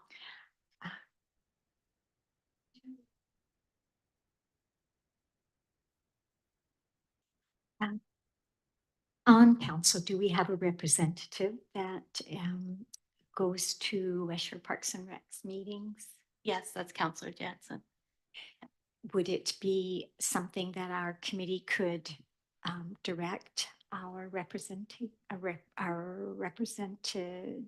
member to bring forward at the next West Shore Parks and Rec meeting? The suggestion that they look into, right? Covered either repairing or covering or both repair and cover the box at Justification.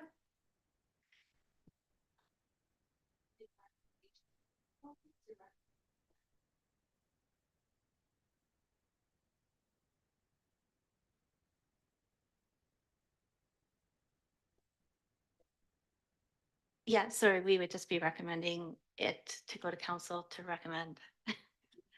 Yeah, Councillor Johnson. I mean, that is definitely an option. It's a good option right now. It's just that there's other municipalities that like it's not just a Colwood thing. So it would it just has to be agreed upon by everybody.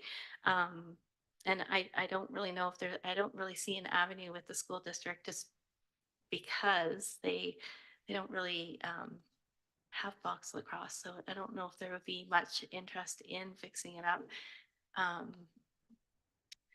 Yeah, so sorry, did you?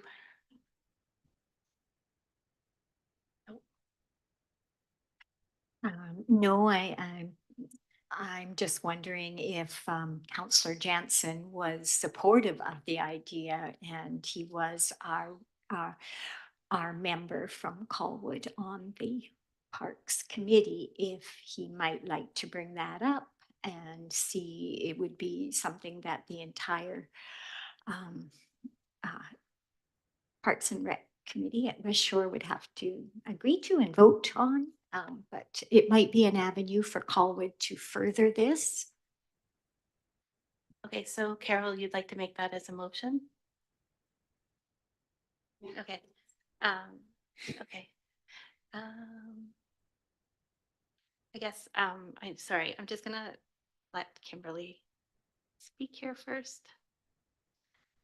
No, that I was going to say something along those lines of asking that council, I guess, would have to make the the motion or the recommendation to have West Shore Parks and Recreation improve the existing lacrosse box and that come from Colwood as a request or and then see if there's other municipalities that would be behind it. I'm sure there's others municipalities in Langford and View Royal that are using it as well. And that. Okay, so the motion on the table is that the Amanda, are you able to read that? Or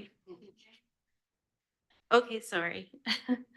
It's just that I guess that the committee recommends to council to take this forward, to have Councillor Jansen take this forward to the West Shore Parks and Committee, I guess, to see if this is a viable thing, if it's possible to advance this.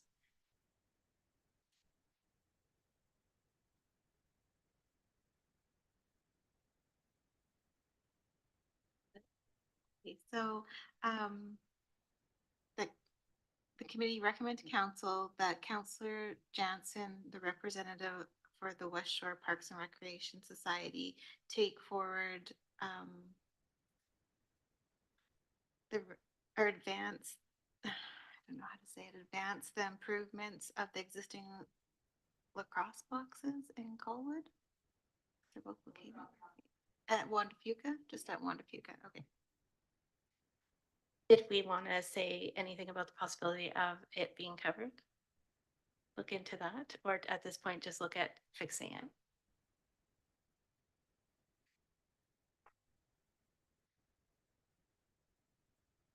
Go ahead. I think then we would have to leave it in the hands of the association to do a presentation to West Shore Parks and Rec Society, with Colwood suggesting that it be put forward, and then you folks would make the presentation, and there'd be discussion, and I would imagine other municipalities will weigh in. Okay, so with the motion on the table, is everybody in favor? Okay, sorry. I guess that's unanimous. And yeah, sorry, no one opposes, so we're good with that going forward as a motion. Okay, thank you. And thank you for your time. I really Thank you. appreciate it. Thank you, everybody. Thank you. And now, I think next is the, oh, sorry, the pages are all mixed up here. I guess it's Ian, you're up for the Quarry Park Phase 2 plan update. Thank you, Madam Chair. So I'm filling in for Matt Blakely, our senior planner, who lost his voice over the weekend. He's in the back. I'm also joined by Vanessa Walton, landscape architect with Lanark Landscape Architects, our lead consultant on this project, who's joined us virtually. Hi, everyone. So I was hoping that there would be some of the delegates staying around, because this is in part a shameless plug for our engagement work that we've got going on. Our Let's Talk Colwood webpage and survey is this is the last week it's going to be online. So if there's anyone out there that's interested in contributing to this process, that's open to them for the next week or so. So as an outcome of the Parks and Recreation Master Plan and the Latoya South Parks Plan, the city is exploring options for an expansion to Quarry Park Phase 1, and has developed this expanded Quarry Park concept plan that we'll get into in more detail later. So this is really just a check-in with the committee. We're really in the midst of planning for this project. We'll hopefully be coming with a what we heard report and recommendations for council in the next little while. The hope is that we have this project wrapped up towards the end of the summer. So concept plan for Quarry Park Phase 1 was established through a previous parks planning process approved by council in 2022, with amendments made to include a bike skills park approved in November 2023, and construction for Phase 1 of the park is scheduled for summer of this year. So next slide, please. I guess I skipped that one, so next one. Sorry, Matt. So this there's a lot on this slide, so apologies for the size of the text, but this is the primary document that we're using to engage with the public.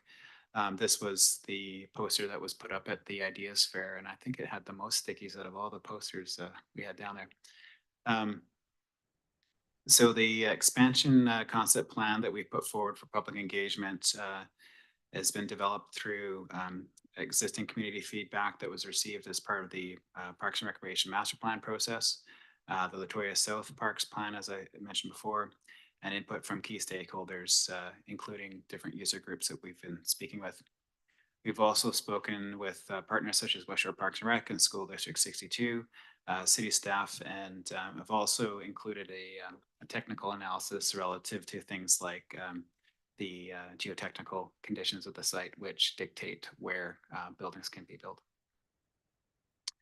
So if you see on that concept plan, we've got phase one. That's the gray box at the top left-hand corner. That's the area that's already approved by council for construction and will be underway soon.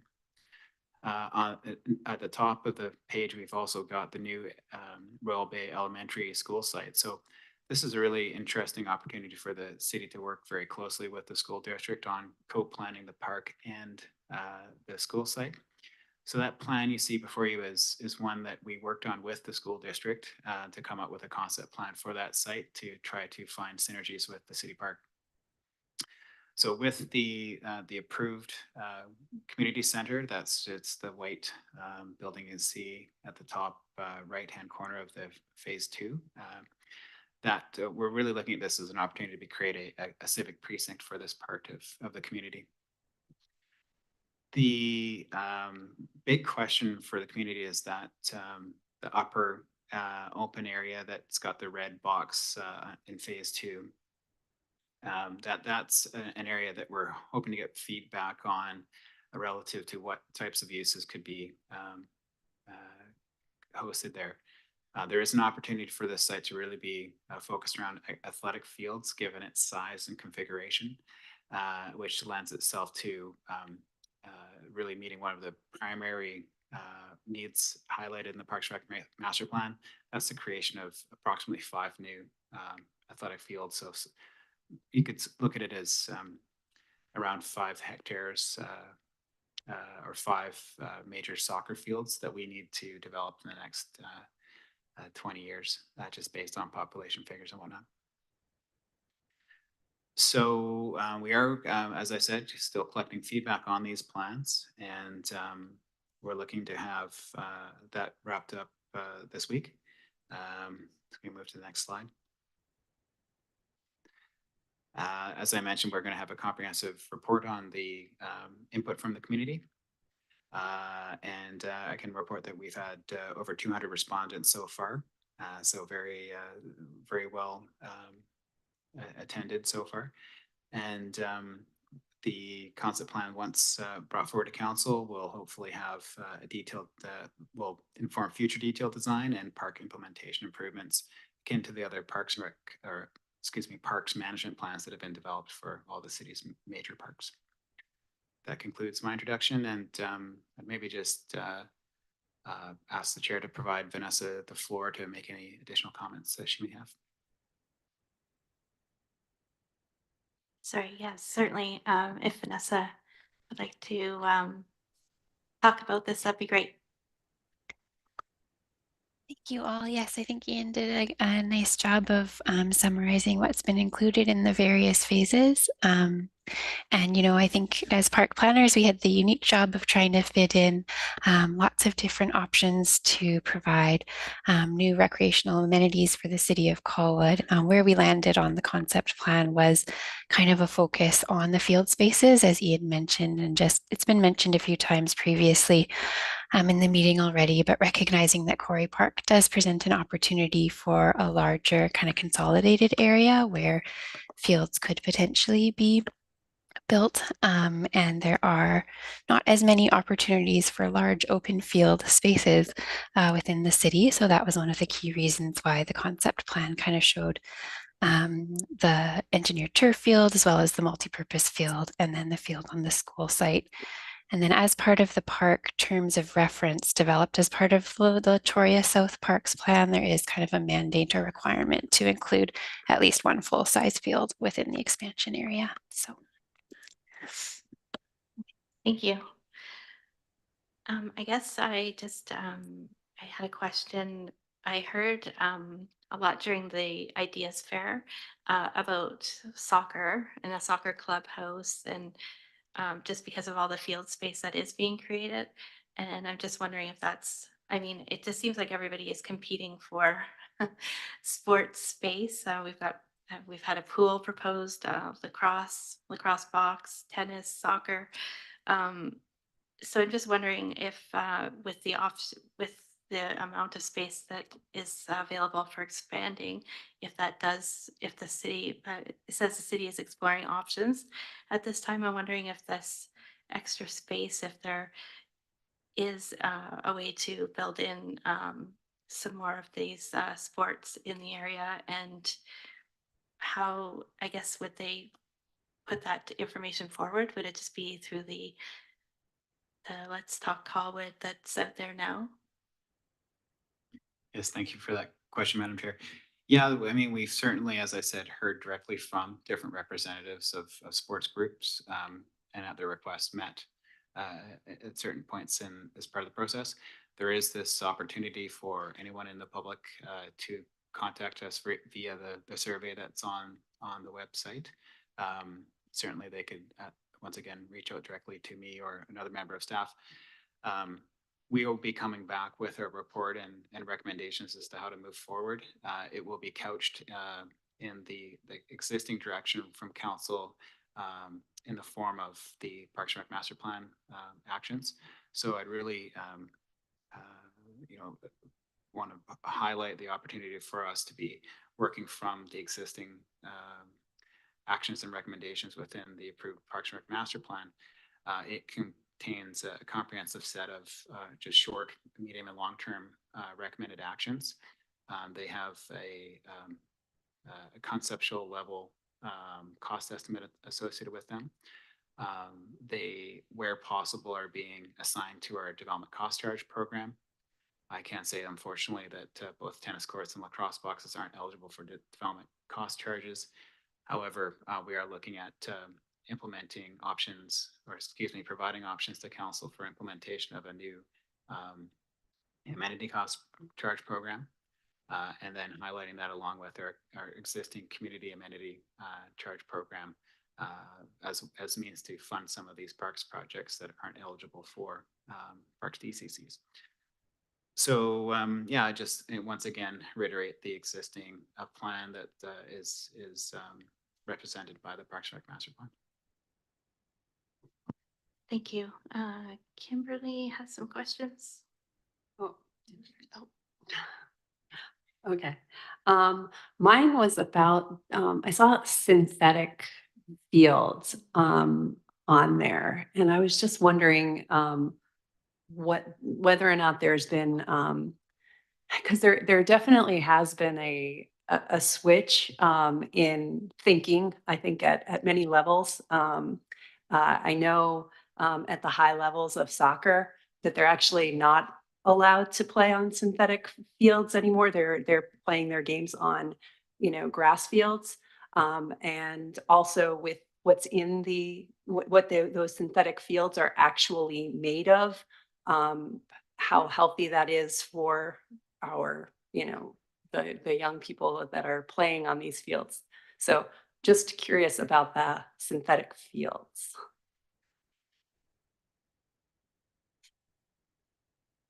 Madam Chair, maybe Vanessa would have some insights into this one. Thanks, Ian. Yeah, I think that's a really important consideration to bring up.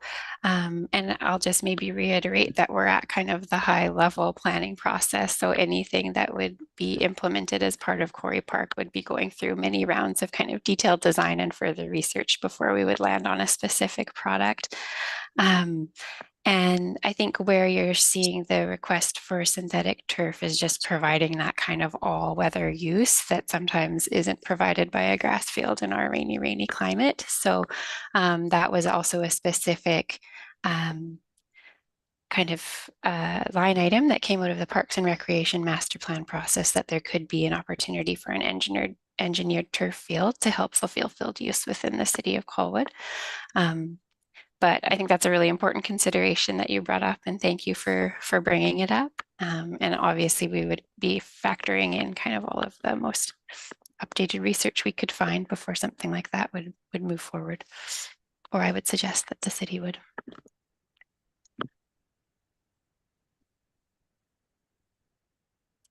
Okay, Carol, go ahead. Thank you, Vanessa. I would also like to speak to the issue of an artificial turf. Just checking with the National Library of Medicine, a US government website.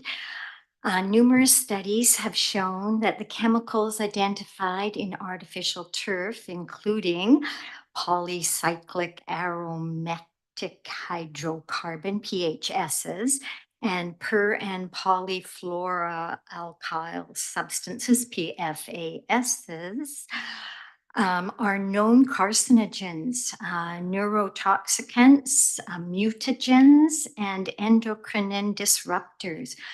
A key feature of modern society is to drive to optimize and modify our environment with technological advances to improve our quality of life and adapt to changing environmental conditions. However, many such modifications come with increased risk to the natural environment and our own health.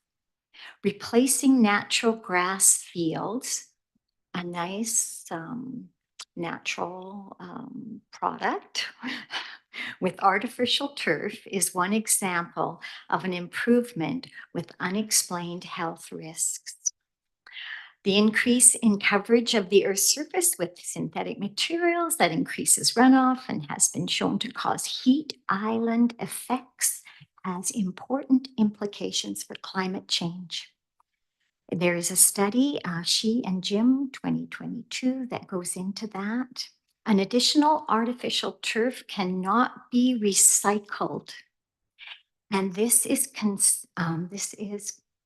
it is consigned to the landfill after its useful life, usually of only 8 to 15 years, making it unsuitable for a circular economy. So I know I've heard of artificial turfs having not reached the end of their life and then being cut up and sent to another location. But generally speaking, it's a life of 18 to 15 years, and then it will likely go to the landfill. And a tire chemical, 6-ppd, most likely leaches from the crumb rubber underneath the artificial turf and into the fields and undergoes transformation into the extremity ecotoxic, and it could leach into, this is the watershed for the Esquimalt Lagoon. So I think, yeah, I'm just bringing this forward because I think Oak Bay High School had some issues with the creek that was beside the field at one point. And I just think we should be very, very cognizant of the information out there against the use of artificial turfs. Thank you. Thanks, Carol. I appreciate all that information about the turf. I just know from being a parent of children that played a lot of sports that it's really difficult to get your soccer games in and your lacrosse games in, especially if you don't have decent fields, and a lot of closures happen because of it. So I see both sides, definitely. Sorry, did you? Hi, this is Patrick Levy. Just to come back to the survey that was mentioned for the public. I believe, Ian, you mentioned that we have a week to fill up the survey online. Yes, I think that we're hoping to wrap things up. I myself was not aware, and you mentioned that 200 people filled it out. That's about 1% of the population of Colwood. I'm not sure what kind of communication has been put out there to get this input, but I will be filling it out to provide any ideas or options. But what I'd like to mention is for any development of sites to ensure that it's accessible. To come back to the one of Fuca tennis courts, the gate is not accessible. I have to take my chair apart to fit it in. The Centennial tennis courts, same thing. Langford is aware they're going to modify their gate so that it's accessible. So I need developments of terrain, even a lacrosse box that could be used maybe for floorball hockey. Make sure that the doors are wide enough to roll with a wheelchair. I don't know if you have members within your communities that have a perspective on making things accessible. But I'd like to volunteer if need be. Okay, yeah, thank you. I appreciate that. We do have an accessible or access West Shore, I believe they call themselves now, committee that we have representatives on, and this should be a priority when we look at building things. So I appreciate that. Yeah, I am part of numerous clubs, associations that provide accessibility. And I hadn't heard of this committee or the person that you're talking about. I'd like to be put in contact with them and. Yeah, I can Okay, provide thank you you. the information after, sure. Okay, oh, sorry, Adam, you had one. Sorry, just to jump onto the artificial turf. So I know I'm being kind of selfish here because lacrosse really can't use grass, but at our old institution, we did that research plan to look at what real grass did to the water system, and then the fertilizer was harmful as well. So that also hurt that. But what the local high school did to combat that was cork.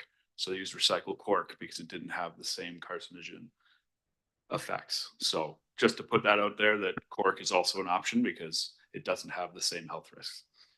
Yeah, thank you so much for bringing that up. I think I don't want to make an assumption about the studies that were mentioned, but some of the initial problems with synthetic turf fields were using the pelletized rubber as the infill material, which was leaching out into nearby sensitive environments. And in addition to cork, I believe there's also coconut husk or walnut shells that can be used. So there are luckily some advancements that have used organic materials as that infill, which can help to reduce some of the environmental concerns. Thank you for that, Vanessa. Okay, I think we're good. Thank you, staff, for that. I think we're on to the next 6.2, Brittany. And I also wanted to mention that Councillor Day was here earlier and asked to speak to the quarry, but she's not. Okay, no worries.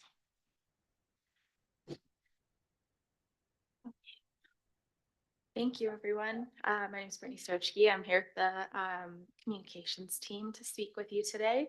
I don't have a presentation prepared, but I'd like to chat with you about a briefing to help refine our special events and filming process down at the Lagoon Beach. So just a little bit of background, the special event and filming process is managed by the communications department.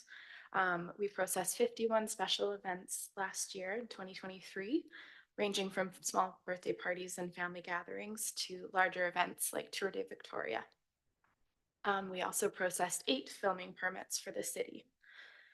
If organizations or members of the public wish to host an event or film in public spaces in Colwood, they are asked to complete a special event application or filming application. What this application ensures is that there's no conflicts. Neighborhood impacts are considered and mitigated along with environmental and ecological impacts. Also helps us make sure that all of our city departments are aware of the events and or filming. The applications go through a referral process to staff members, and staff from all departments are represented in that group. Currently, there are no fees associated with special event applications or filming in Colwood. Film applications do require a Colwood business license, and special events require public liability insurance. So those are not fees associated necessarily directly with the city, but just to make sure that our bases are covered. Council did indicate a desire to explore fees for filming permits to align with our neighboring municipalities. So we'll be looking into those as well. Just a note as well, oops, sorry, one page early. As we know, the Colwood Waterfront Stewardship Plan is guiding a new way in which we approach our shoreline down at the Esquimalt Lagoon. And I in particular wanted to highlight that a biodiversity baseline study is currently underway. And this will better inform if there are seasons, times of day, specific noise levels or specific activities that we should avoid or work around in order to reduce the impacts on migratory birds. So with that bit of background there, we have a table that lists some common applications that the city receives for special events and filming at or around the Esquimalt Lagoon area. And I'm hoping that we can go through each item with the committee here and either seek your recommendation to support or not support each item near the Lagoon Beach. And where your support is recommended, any changes, deletions, conditions, etc., are very much welcome. Thank you. Are there any questions before we start going through that table?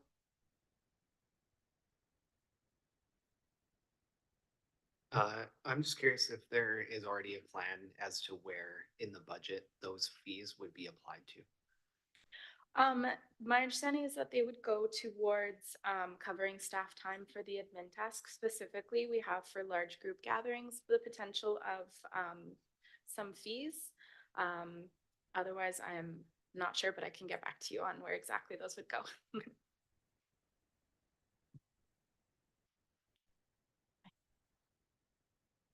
I do have some questions. Did you want to go through them piece by piece, or you want Yeah, just I comments was now? thinking, oh, sorry to interrupt. I was thinking that might be easiest if we go through each item just one by one. I can give a quick explanation of each and then discuss the conditions, and then you can support or not support those or amend them as you'd wish. I can leave it till later. Okay. I'm just gonna see what Kimberly has. Yeah. I just wanted to clarify, this is only talking about the lagoon, the Esquimalt Lagoon area. Correct, Okay, and because so- that's one of our main areas that filming is done specifically. Lots of companies want to use that beautiful waterfront space, of course. We are focusing on that for this presentation here. Okay, for asking. Okay, so I'll get going.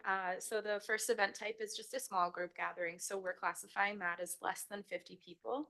This would be things such as birthday parties, small beach cleanups, things like that. The conditions for these first couple are the same.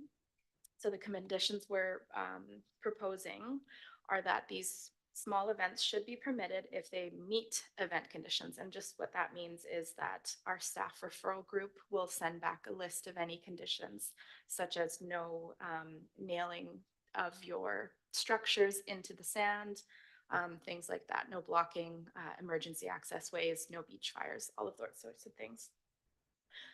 Insurance is recommended to not be required for this small event gathering. There are to be no commercial sales, and we are not proposing any sort of fees for this gathering. Yeah, so if you have any comments, please let me know now. Kim, is that all right?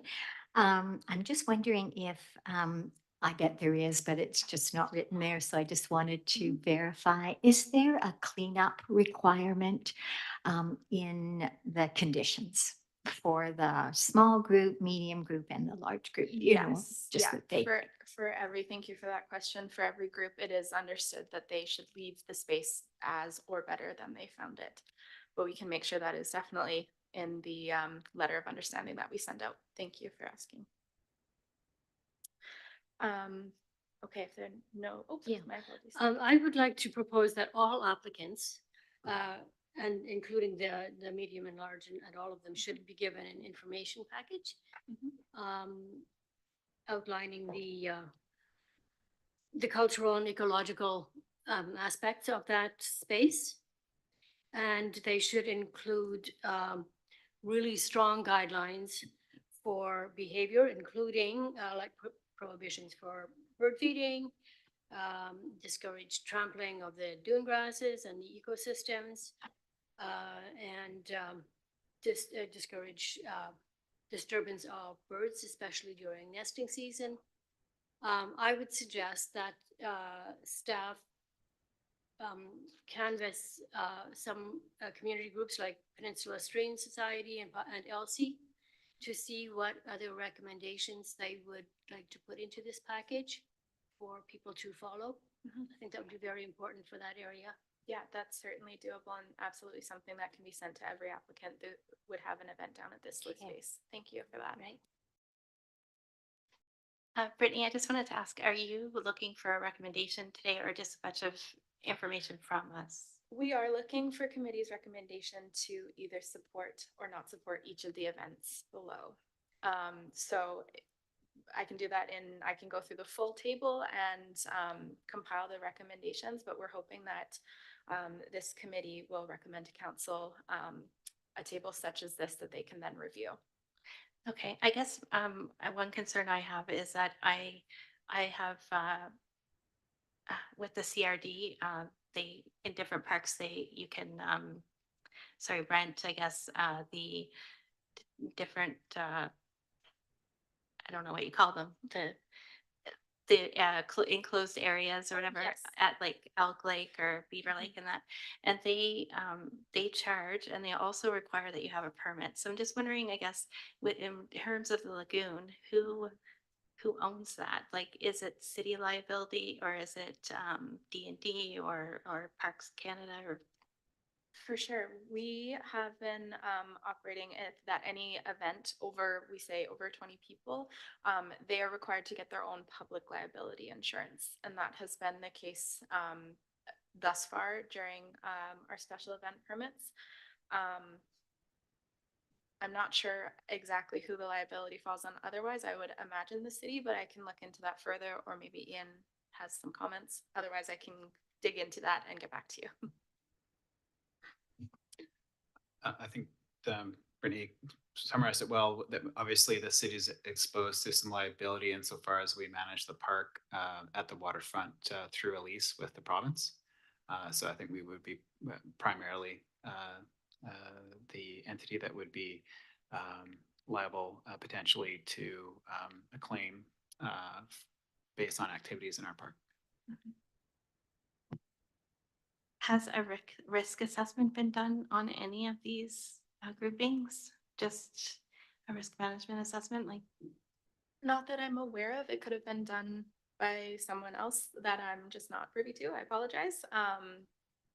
But this is just based on our experience in facilitating these special event permits in the last few years, and that they have been quite low risk in our experience. We aren't hosting very large events here. The groups that are applying are always very respectful. That's just the experience we've had so far, of course. Okay. Does anybody else have any questions about number one? Kimberly, go ahead. How many of those permits would you say you get on a regular basis for the small group gatherings? For the small group gatherings, oh gosh, we get a number. For the lagoon, I would say maybe it picks up in the summer, so it's also hard to say. We do get a number of them throughout the year. As I mentioned, we got 51 special events permits overall for all of our public spaces in the city last year. And again, that number just kind of tends to grow, especially in the summer as the seasons get a little bit better. What I can say is we do ensure that we don't have a number of special events on the same day. We do limit how many people can be in one space at a time, just to make sure that the public can still, of course, use the spaces and that nothing is getting overrun. Yeah, I was under the understanding, like, so that that some of these bigger events were being moved to other locations, whether it be Meadow Park or down to Beachlands or whatever. And Correct. so as to not, conflict with the migratory bird sanctuary in the area and kind of reduce the noise, because when you do have those loud concerts, it is disturbing to, and it's hard to measure that, but Yeah, thank you for that. That's absolutely correct. And our direction from council was to work to move large events away from the lagoon space over the next 3 years. So for example, our Music in the Park events, we're only hosting 2 at the Lagoon Beach space each month throughout the summer, in an effort to move away from that and move that disturbance away. And we're exploring some of our more urban centers instead. So that is definitely the direction we are going. that being said, of course, community groups will always want to gather in this beautiful space that we're so lucky to have. I think where I'm finding this a bit conflicting is just that, well, first off, I guess I don't know what I don't know if if we're shooting ourselves in the foot by not suggesting that we charge fees for any events in these spaces. The insurance is kind of troubling me a bit just because it just takes one event. And then the fact too, like for example, number 2, I realize we're not there yet, but the beach music events, I mean, beach music is great. It's the food trucks that come with their generators and that sort of thing that makes it problematic. And I think that's why council was suggesting to move it. But I mean, for wedding ceremonies or school field trips, I wouldn't want to say no to that, but that sort of thing. So that's what I'm having difficulty with in this. Yeah, But yeah, understood. And it is tricky, as you said. We don't want to turn anyone away that is going to be respectful of the space. But things that we will learn soon, such as the biodiversity study that is taking place, might help guide our decisions even further. But currently, we don't have any specific steps in place per se. Once we get a special event permit, they go through staff. So what this is doing, we hope, is just further defining things and having this discussion, basically. I know it takes a lot of our time though. Yeah, I was gonna say, I think also, and I'm having the same difficulty because some of these things are private events. If it's a birthday party or a graduation or a wedding ceremony, that's a private event as opposed to the music where everybody, is welcome. And so I see a difference between those types of things. So if you're wanting to have a private event in a public place, then yes, you should have to get a permit, you should have to get insurance, and you should have to pay a fee because you're having your private event on land that is intended for the public. So I see almost these being kind of changed around to kind of show ones that are public and ones that are private, because if it's a public thing and it's a music thing and everybody in the public is welcome to attend, that's a different story, and it's open to everybody, whereas a wedding ceremony would not be open to everybody to attend that. yeah, and further to that too, I ask like I can't even speak today. I'm wondering actually if how many people know that they can't just show up to, like, I don't know. I would in my younger days, I would go down there with my friends and like, I don't know, I wouldn't have known that we would have to get a permit. So I don't know if people even know that. Yeah, and that is definitely something we struggle with. It's similar to our bylaw team where it's complaint driven. But if someone comes to our website or contacts our front desk, just asking about hosting a birthday party or an event, they are directed to me, and then we go through this process depending on the number of people that they plan to have attend.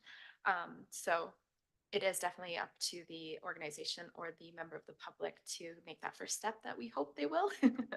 But as we further define this process, I would imagine we will communicate it more broadly and ensure that folks are aware of the steps that are needed to host a public event or host a private or public event, sorry, in a public space.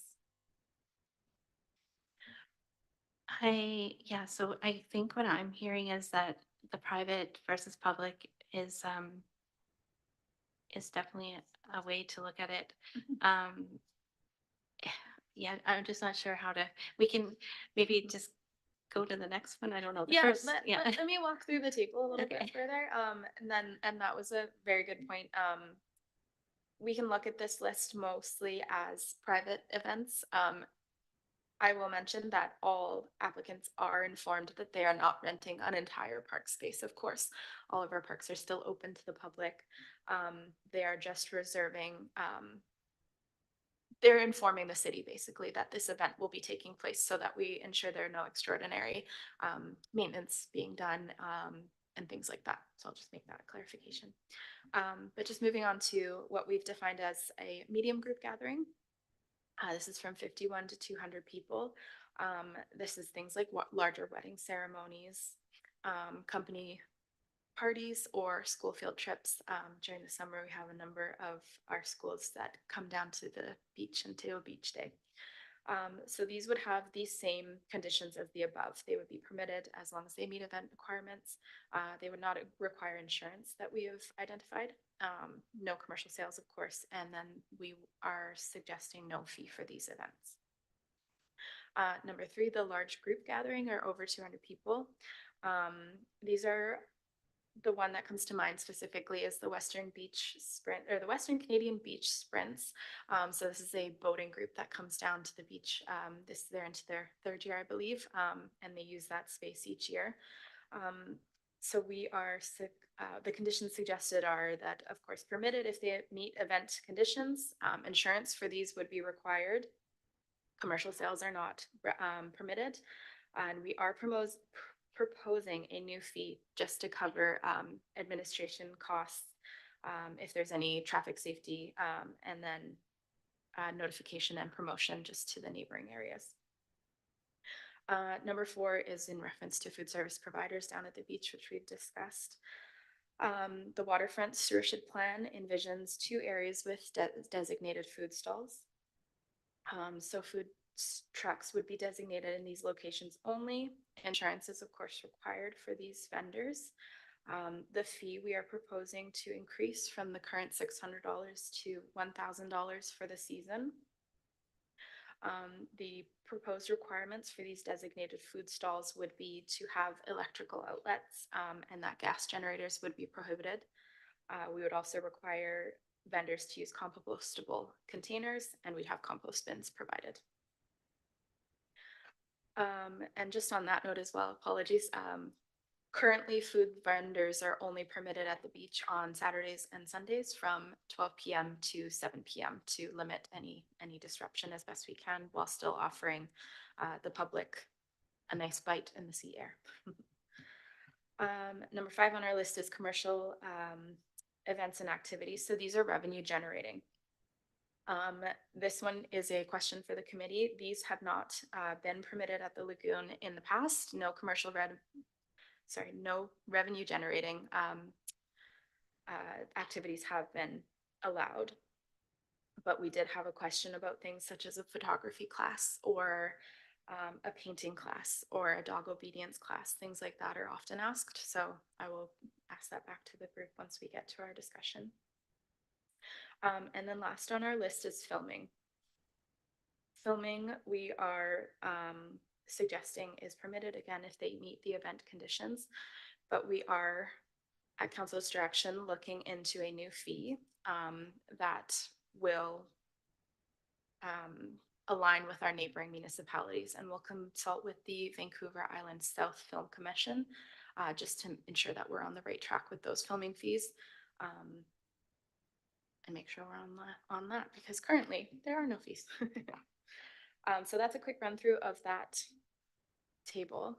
Again, I'll open it to any questions. Maybe we can look at this simply as private events for this instance, and that might help clarify things for the moment. Okay, sure. I'll just open it up. Judy, go ahead. Yeah, I like the food truck rules and having, compostable implements and stuff. Again, I would say that we should really stress the whole ecological impact of all of these groups. I would recommend that we not allow any medium or large group gatherings unless they have a very clear either ecological or cultural focus. And other events could be moved to other places like beachlands. Again, they should have an information package so that they're aware of the issues in that space. being a migratory bird sanctuary, that would take precedence over other considerations.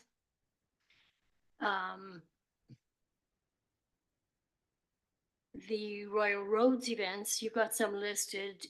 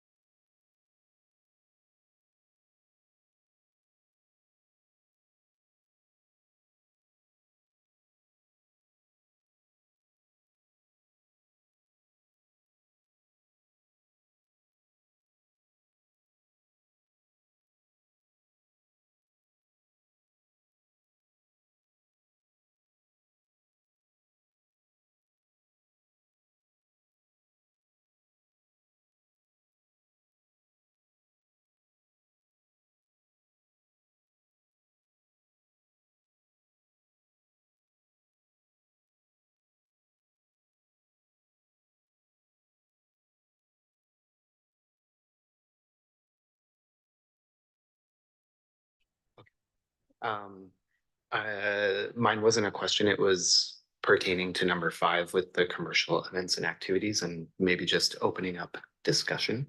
But I just wanted to put forward my thoughts that I believe it should be an all or nothing decision rather than picking and choosing specific groups or industries that might be able to capitalize on using that space commercially versus others. And I just wanted to say, I think what we're hearing so far is that we need to have an information package that's really comprehensive for any of this. And maybe there are some that we can just pick off right away, but just hold that thought and I'll just let Kimberly talk. So to go back to Judy's recommendation that she said, I think you said no to medium and large groups. I actually agree with that. And I think that there should be what has been happening already with the encouragement to find different locations in more suitable to large group activities like that. I think I know the Insight Festival is actually going to be at Meadow Park, and that there's space down at the Beachlands for even for something where they do the sprint activity, I think is in the water, so like, but an encouragement to move away from having those types of activities at Esquimalt Lagoon to continue that. And a way to do that would be to say medium and large group activities. These are the other alternative locations where, where you can have it, not down right by the lagoon. And in terms of the commercial events, I agree with Chris that it should be all or none, and I say none, not permitted, nothing that's revenue generating. So I agree with what is currently there for that. And then I was going to ask a question about the food service providers. Are they, and it says fee increase from 600 to 1,000 for the season. So they just pay one price and they get to come every Saturday or every Sunday, whenever they're. Yeah, thank you for that question. So what we have in place right now is we have beach food during the summer. So from generally after the long weekend in May through to the first long weekend of September, we allow food trucks on this year it's Friday and Saturdays from 12 to 7. And we do have a limit of how many food trucks can be there. And it's generally around 5 to 6. So what we do at the beginning of the year is we accept all of the expressions of interest, and we've done a lottery to ensure that there are no conflicting food vendors down at the beach, and then we schedule them based on that. So there won't ever be more than, say, 5 or 6 food trucks down at the beach at any one time during each day. That $600 fee currently does cover all of our events throughout the season. So that would include our Eats and Beats event in July, as well as attending any music in the park events. So that's what that fee encompasses. But the Eats and Beats, that's not going to be at the. No. Sorry, the that's lagoon just either? one of our seasonal events. That's what the fee encompasses in total. The Eats and Beats event will be at Beachlands once again. And there can be, you said up to 5 at the lagoon at one time? That's the allowance we have at this time. It's rarely ever a complete number of 5 because there's obviously conflicting availability, but that is the maximum number we've ever allowed down at the beach at one time. Yeah, that seems like a lot for just for even the traffic and all of that down there as well. But okay, that cleared up the fee thing that it's for the whole season. Okay. I think what I heard you say though was that medium, large events aren't on maybe, and if food providers go down there, that draws large crowds. So yeah, just a thought. And Carol wanted to say something. Go ahead. I was just wondering, when we're discussing alternative locations, and Beachlands has been mentioned, and Meadow Park, what about Lagoon West? How does the committee and how does the city feel? Is it still close enough to the sensitive area, or is it removed? And maybe Gord can speak to this, I don't know, but is it removed enough so that you could direct your medium to large groups to Lagoon West without significant impact on the ecological area? And of course, it is still very close to the lagoon, but we now have access to the building, and some events may occur there with the big sun deck and lawn chairs out. So that might involve a group that could reach 200. So what are the city's thoughts on that, if you don't mind? Yeah, thank you for that question. I will say we haven't had any requests for events at that space quite yet, but we have just recently moved one of our music in the parks to that space once a month. So we'll be exploring that. I would imagine the waterfront plan may shed some more light on that, along with the biodiversity. Gosh, what's it called? The biodiversity report that's being done, baseline study. There we go. My apologies. Might shed some more light on that. But if you have any comments to add, feel free. No, that pretty much sums it up. Yeah, I mean, by putting the music and the music in the park events there, we are exploring at programming that space. And that's what, I think we're moving towards that as well. Whether that takes the place of like a 200 plus, I think would even be kind of constrained there, depending on, what the biodiversity study says and the areas that we can use and that sort of thing. But we are definitely, the city is looking at starting to try and program that area. And I think that's what the waterfront stewardship plan has, that area as well. So Gord, further to that, I guess the question was, and maybe I didn't do my reading as thorough as I should have, but is this going to the watershed committee for decision or discussion? Sorry, I'll jump in. Council directed us to touch base with this committee as well as the environment committee. So we'll be bringing a similar plan or briefing with respect to our special events and filming to get their take as well. Okay, I think from what I have heard from council, and not entirely everybody in this regard, but I think we were really trying to move these events away from the lagoon altogether, including like the food service providers and the commercial events activities is kind of a non-starter. I mean, we had the sauna issue that everybody loved, but we didn't allow that. So what I think, and then the filming, I think it is important. And I think there is some fee structure that could be put in there, but I'm not entirely sold on what the fees are going to go towards either. So I just think that there's a lot of information here that might still be missing, as well as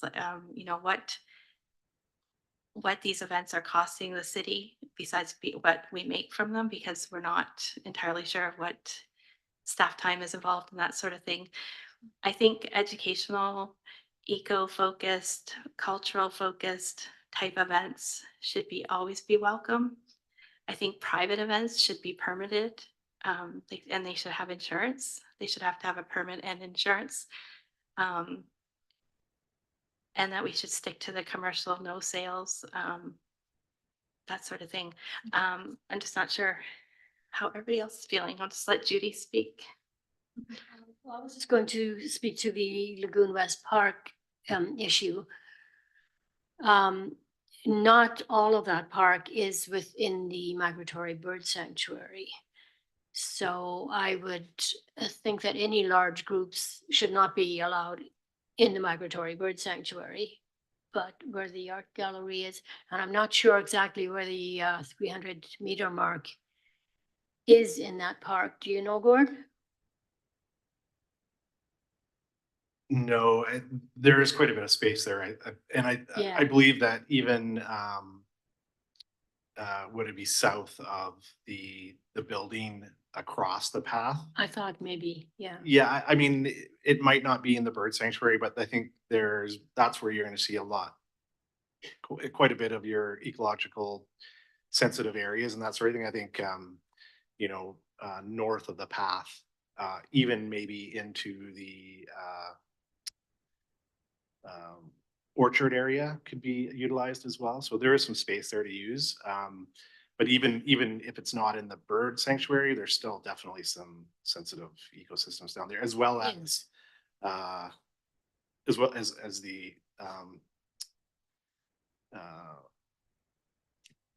trying to say the archaeological Yeah. sensitive areas as well. So that's going to be a tough one, but that's why we're kind of exploring, doing some programming down there. But yeah, as far as there's definitely usable space. We would have to see how much of that space is usable after the waterfront stewardship and the biodiversity baseline study Yeah. shows us. Okay, yeah. Can I speak to some of these other points? I would agree with commercial events not being allowed at all. School groups are mentioned in the large groups areas, and I would say if they are classes that are teaching classes about the ecology, that would be great. But if the kids are just there and running them up, that can be done somewhere else.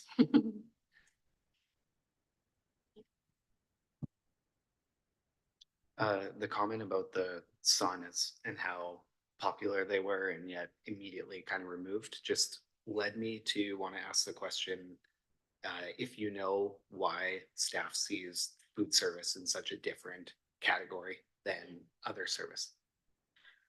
I can't answer that fully. I'm not completely sure.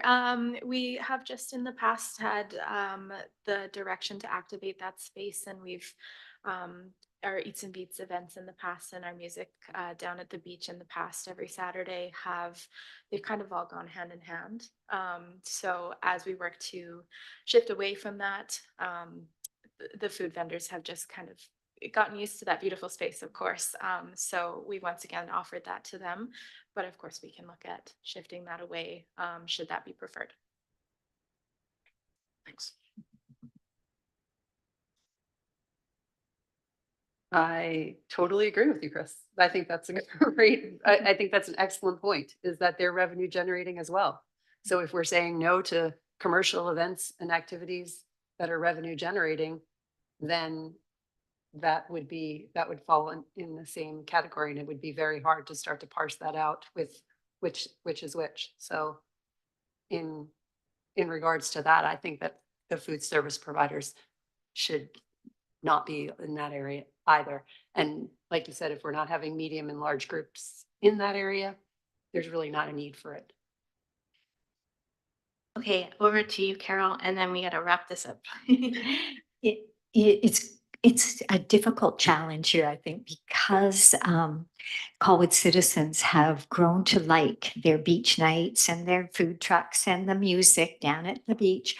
But what we need to do is educate our citizens, I suppose, as to how we could be damaging our environment. And, we need to have an alternative so that they still have somewhere to go. And if Beachlands is that alternative, if it is such, probably the sooner the better that we make the transition that, okay, the music's going to be down at Beachlands and so are the food trucks, and it's all going to be happening down there if that is where we truly want it to be. And we don't see that there's going to be another impact just at a different area. But it is a challenge, and I think the public will have a little bit of of a pushback on it, but you know, we do need to educate them that there's a reason why we're doing this. And you know, maybe the city is wanting to do it gradually by reducing the number this summer, and then next summer we make the big move. I'm not sure just of the tactics, but I think a little bit of education will have to go along with it. Thank you for that comment. Sorry, if I may, I will just say that striking that balance is of course important. We do want to encourage neighbors to gather and spend time in our fresh air in our beautiful outdoor areas. And we have been aiming to reduce our impacts and our events down at the lagoon already. We used to do beach food actually Friday, Saturdays, and Sundays, and we've reduced that just to Saturday and Sunday this year from 12 to 7. And as I mentioned, we've reduced our music at the park down there, only there a couple two Saturdays each month. So we're definitely on our way, but I appreciate all of your comments and your patience, as this is definitely a tricky one to parse through. So thank you. So I think I'd like to make a recommendation, and I will find out if everybody is in favor. I'd like to suggest that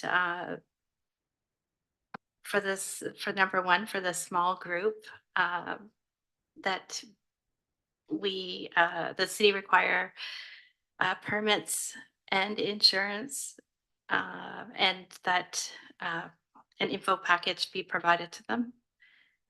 And then for 2, 3, 4, and 5, that we do not allow access to the lagoon for these things, I guess, for the things that are listed, unless it's educational, teaching educational, eco-focused, cultural focused. And I don't know if I'm missing, oh, and the filming that, yes, that be allowed, but that, again, they receive this, they have permits and insurance and provided with an info package, and that we explore new fee structures, but also subsequent to all of this, that we understand better where any fees that would be charged down there at the lagoon would go for the city, what it would go towards, or what would happen with those fees. Absolutely, yeah. And I apologize, I probably didn't answer that very clearly, but we can get that information. Yeah, I don't know if that was too convoluted. I'm sorry. That was, but yeah, that's my motion. Does anybody want to make a motion? I guess I made the motion. Did I make the motion? I made the motion. So if anybody, yeah, you want to second it? Okay. And all in favor? Okay, that's great. Yes, that is a wrap. So can I get a motion for adjournment? Okay, Kimberly for adjournment. Thank you. And thank you for your patience through all that.